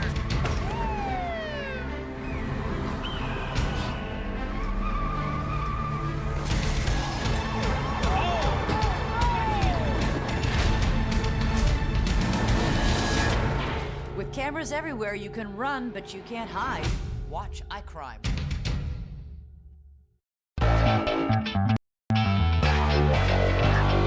Welcome back to Frankly Speaking here on WYDC TV Big Fox. I'm your host, Frank Acom. And how can we help like that in our small businesses, not to sound cliche, but are the backbone of our community? Let's talk about Thanks, as always, to you, the viewers, for sending in your texts and your voicemails. Now we go to a comment. This is from John in Elmira. Make sure to catch Frankly Speaking only on AM Big Fox News WYDC, or visit our website at WYDC. The Frankly Speaking Roof Cam, brought to you by Boss Security in Horseheads. Contact them today for all your business and home security needs. Welcome back as we broadcast live from the Hesselson studio here on Market Street in Corning. We're going to go through some issues very quickly. Now, this coming from the New York Post, President Trump shared what he surmises could be the truth behind former President John F. Kennedy's assassination. He was on Outkick doing an interview, and the president said he had long believed that Lee Harvey Oswald killed Kennedy, but questioned if he worked alone. Quote, I do, and I've always felt that, but of course, was he helped? Oswald denied the claims that he was the assassin numerous times, famously stating that he was just a patsy shortly before he was famously shot and killed by Jack Ruby. Ever since, conspiracy theories surrounding JFK's assassination and Oswald's suspicious murder had practically grown out of control. So those documents were released, not a lot of info in them. Trump, too, was also let down by the documents and is leaving it up to readers to make their own determinations. I don't think there's anything that was earth-shattering. But wondering if he had help. Now, did you see that the media is quite upset over this, and it came out late yesterday that the White House is seeking corporate sponsors for the Easter egg event? The sponsorship offers range from $75,000 to $200,000 with a promise of logo and branding opportunities, according to a 9-page document sent to potential sponsors. The egg roll, which began during the Rutherford B. Hayes administration in 1878, has long been privately funded without taxpayer dollars, largely through the American Egg Board, which also provides tens of thousands of eggs for the occasion, and all monies raised by Harbinger will go to the White House Historical Association. But the solicitation for sponsorships marks an unprecedented offering of corporate branding opportunities on White House grounds, running counter to long-established regulations prohibiting the use of public office for private gain. This is an enterprise. This is not your grandmother's Easter egg roll, where people lined up outside the gate and go and roll an egg and get a little gift bag and walk out, said a former official. The pitch document laying out sponsorship opportunities includes logos for both the White House and Harbinger, which previously produced the event during President Trump's first term, and is offering initial planning and event day execution for sponsors that sign on. It features imagery of Trump, First Lady Melania Trump, members of the Trump family, the Easter Bunny, and the White House press corps, including CNN correspondent Caitlin Collins. Sponsors of White House Easter egg roll provide financial support, activities, and giveaways to enhance the event while gaining valuable brand visibility and national recognition. Among the offerings, naming rights for key areas or elements, sponsor logos featured on event signage, custom branded baskets, snacks, beverages, or souvenirs, acknowledgement in printed or digital event programs, and inclusion in press releases and media interviews. Sponsors can also gain access to the invite-only brunch hosted inside the White House by the First Lady. Upon viewing the pitch document, Richard Painter said, who worked in the George W. Bush administration, said, this would have been vetoed in about 30 seconds in my day. We're not running it like a football stadium where you get all the logos all over the place for kicking in money. All right. We got to take a short break and wrap up today's edition of Frankly Speaking. I missed your comments in the last segment, but we'll get to those in this last segment coming up before the end of this Monday morning edition of Frankly Speaking. So get them in as we wrap up. Stay with us. We'll be right back with Frankly Speaking here at WYDC TV, Big Fox.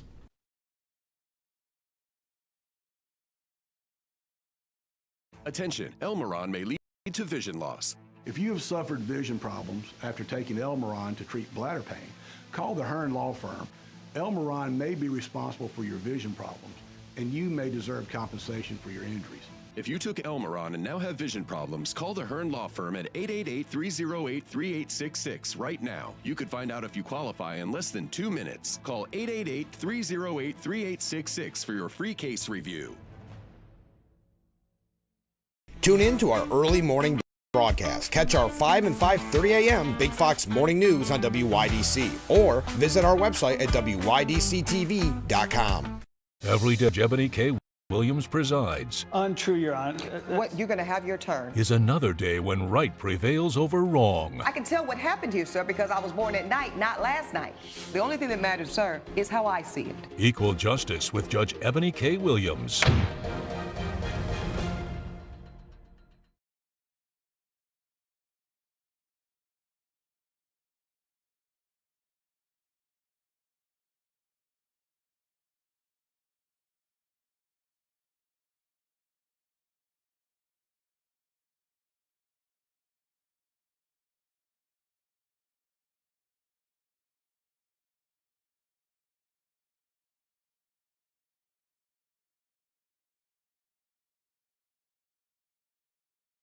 The Frankly Speaking Roof Cam, brought to you by Boss Security and Horseheads. Contact them today for all your business and home security needs. Welcome back as we broadcast live from the Hesselson studio. Let's go through some viewer comments. Good morning, Frank. Well, good morning. I believe the Democrat Party needs a total overhaul. They need to get better talking points and explain how they will make Americans' lives better off. Thank you very much. Coming from a different viewer, I agree that the old guard in Congress needs new blood. Perhaps the Democrats could boost their image with a more moderate selection of candidates, as evidenced from the last election. Their party isn't made up of all extreme woke radicals. Thank you very much, but I do believe those are the ones that are the most vocal, the extreme. Coming from a different viewer, the Democrat leaders' constant statements about how billionaires are running the country for themselves, they need to look in the mirror as to where Kamala's billion-dollar donations came from. Yes, and think also when you had George Soros honored with that Medal of Honor from Biden on his way out the door. So yes, they should look in their own mirror. And Mark writes in, the waves are rising on your show. Keep up the good work, Frank. Well, thanks, Mark. Thanks for watching. Yeah, we didn't do too bad today, almost 20. Postal workers are rallying against the privatization because that is what Trump is calling for. He's calling for an overhaul of the Postal Service. Mark Diamondstein, president of the American Postal Workers Union, highlighted the changes the USPS has faced, noting a decline in mail volume due to the rise of electronic billing. However, he said more packages are being sent through USPS. The call for privatization has led to more than 260 rallies nationwide aimed at preserving the USPS. During a swearing-in ceremony for the Commerce Secretary, Trump criticized the Postal Service, saying it's just a tremendous loser for this country, tremendous amounts of money that they've lost. The basic, Diamondstein said the basic potential change is that there are a handful of billionaires that would like to take public entity and public dollars and turn it over to the private sector and private dollars. Ray Robinson, a former USPS bundle and flat sorter with 25 years of experience, warned, saying, I know the mail is going to be delayed. Some people are not going to get their mail. The USPS, an independent agency that has funded itself for nearly 60 years without taxpayer dollars, is valued for its universal service. The beauty of Postal Service, again, is that it goes anywhere to anybody on equal right, no matter who they are or where they live. Also, Trump's Commerce Secretary mentioned that if the only changes to Social Security, you're only going to complain or not receive a check if you're a thief or a fraudster. Howard Lutnick, Donald Trump's billionaire commerce secretary, made another staggering statement on Friday that when he suggested that only fraudsters and people stealing from the government would complain if they didn't get their Social Security checks next month. The bizarre, almost surreal comments came just after Lutnick, a former Wall Street tycoon, used his position to pump stock in Elon Musk's company Tesla, even though he knew that Musk stands to make a staggering $400 million in personal gain for each $1 the stock rises. Elon tells Tesla employees, hang on to your stock. Now we know that Tesla's shares have plunged more than 50% over the last 3 months amid left-wing backlash. It's kind of ironic to see the party of green attacking the most successful electric vehicle company, and even unfortunately resorting to Molotov cocktails and the like. I understand if you don't want to buy our product, but you don't have to burn it down, Musk said. That's a bit unreasonable. The world's richest person acknowledged that it feels like Armageddon for Tesla based on recent news reports regarding a wave of arson attacks and defacing of its dealerships. On Thursday, U.S. Attorney General Pam Bondi charged 3 people for allegedly destroying Tesla cars, accusing them of terrorism. So Musk said, "What I'm saying is hang on to your stock. There are things when there are rocky moments. But what I'm here to tell you is that the future is incredibly bright and exciting, and we're going to do things that no one has ever dreamed of." Now, the FBI is asking for help in protecting Tesla dealerships. The Federal Bureau of Investigation is informing the public of recent nationwide incidents targeting Tesla electronic vehicles, dealerships, storage lots, and charging stations. Since January of 2025, incidents targeting Tesla's EVs have occurred in at least 9 states. Individuals requiring little planning to use rudimentary attacks, such as improvised incendiary devices and firearms, and may perceive these attacks as victimless property crimes. The Bureau asks people to exercise vigilance and to look out for suspicious activity in areas occupied by Tesla dealerships or Tesla-related entities. Report of these crimes can help law enforcement identify violent or malicious actors and prevent further damage. Now, according to Mike Waltz on yesterday's Face the Nation, he said the Trump administration is seeking the full dismantling of Iran's nuclear program. We're going to move quick here as we're almost out the door. I can't read the whole clip to you, but the Trump administration is seeking full dismantlement of Iran's nuclear program. Now, Trump remains cold to a tariff deal, according to a source. A plan to end the stock market's tariff tantrum is being circulated around the outer parameters of Trump world. The idea emerged during last week's sharp market sell-off and involves some sort of universal deal that settles tariff disputes with our biggest trading partner, Mexico, Canada, and Europe. The first 2 are our largest export partners, followed by China and the UK. The talk is that they give in to our demands for certain things, like stopping fentanyl from pouring across the northern and southern border, and purchase more U.S. manufactured goods, and we drop the levies. Miranda Devine reports that Trump is to grant a full pardon to the Hunter Biden whistleblower, Devin Archer. The president promised Archer the pardon when they met at the NCAA Wrestling Championship, where Trump received a huge round of applause. He's getting a full pardon. He was went after by the Bidens. They destroyed him like they try to destroy a lot of people. A full pardon. Describing Archer as an anti-Biden person because of his pivotal role in exposing Biden corruption. We are out of time for today's edition of Frankly Speaking. Thank you to everybody who joined us on the program. Thank you for all the comments, for all the waves. On tomorrow's program, we'll be talking with Joe Barlow and the staff meeting quartet about their upcoming concert this Saturday at Horseheads High School. And on Wednesday, it's Steuben County Sheriff Jim Allard. And then on Thursday, Corning Mayor Bill Bolin. And on Friday, former Congressman and current Assemblyman Joe Sempolinski. It's never too early to get your questions in. If you have any questions for any of our guests, Sheriff Allard Wednesday, Corning Mayor Bill Bolin Thursday, and Friday, Assemblyman Joe Sempolinski. Well, have a great day, everyone. We will be back tomorrow morning starting at 6 a.m. with Frankly Speaking, only on WYDC TV. Big Fox, have a great day, and we will see you bright and early tomorrow. I look forward to it.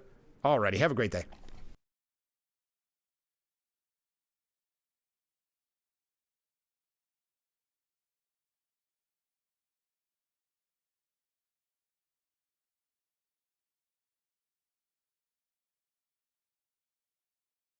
Hot tubs, hot tubs, hot tubs.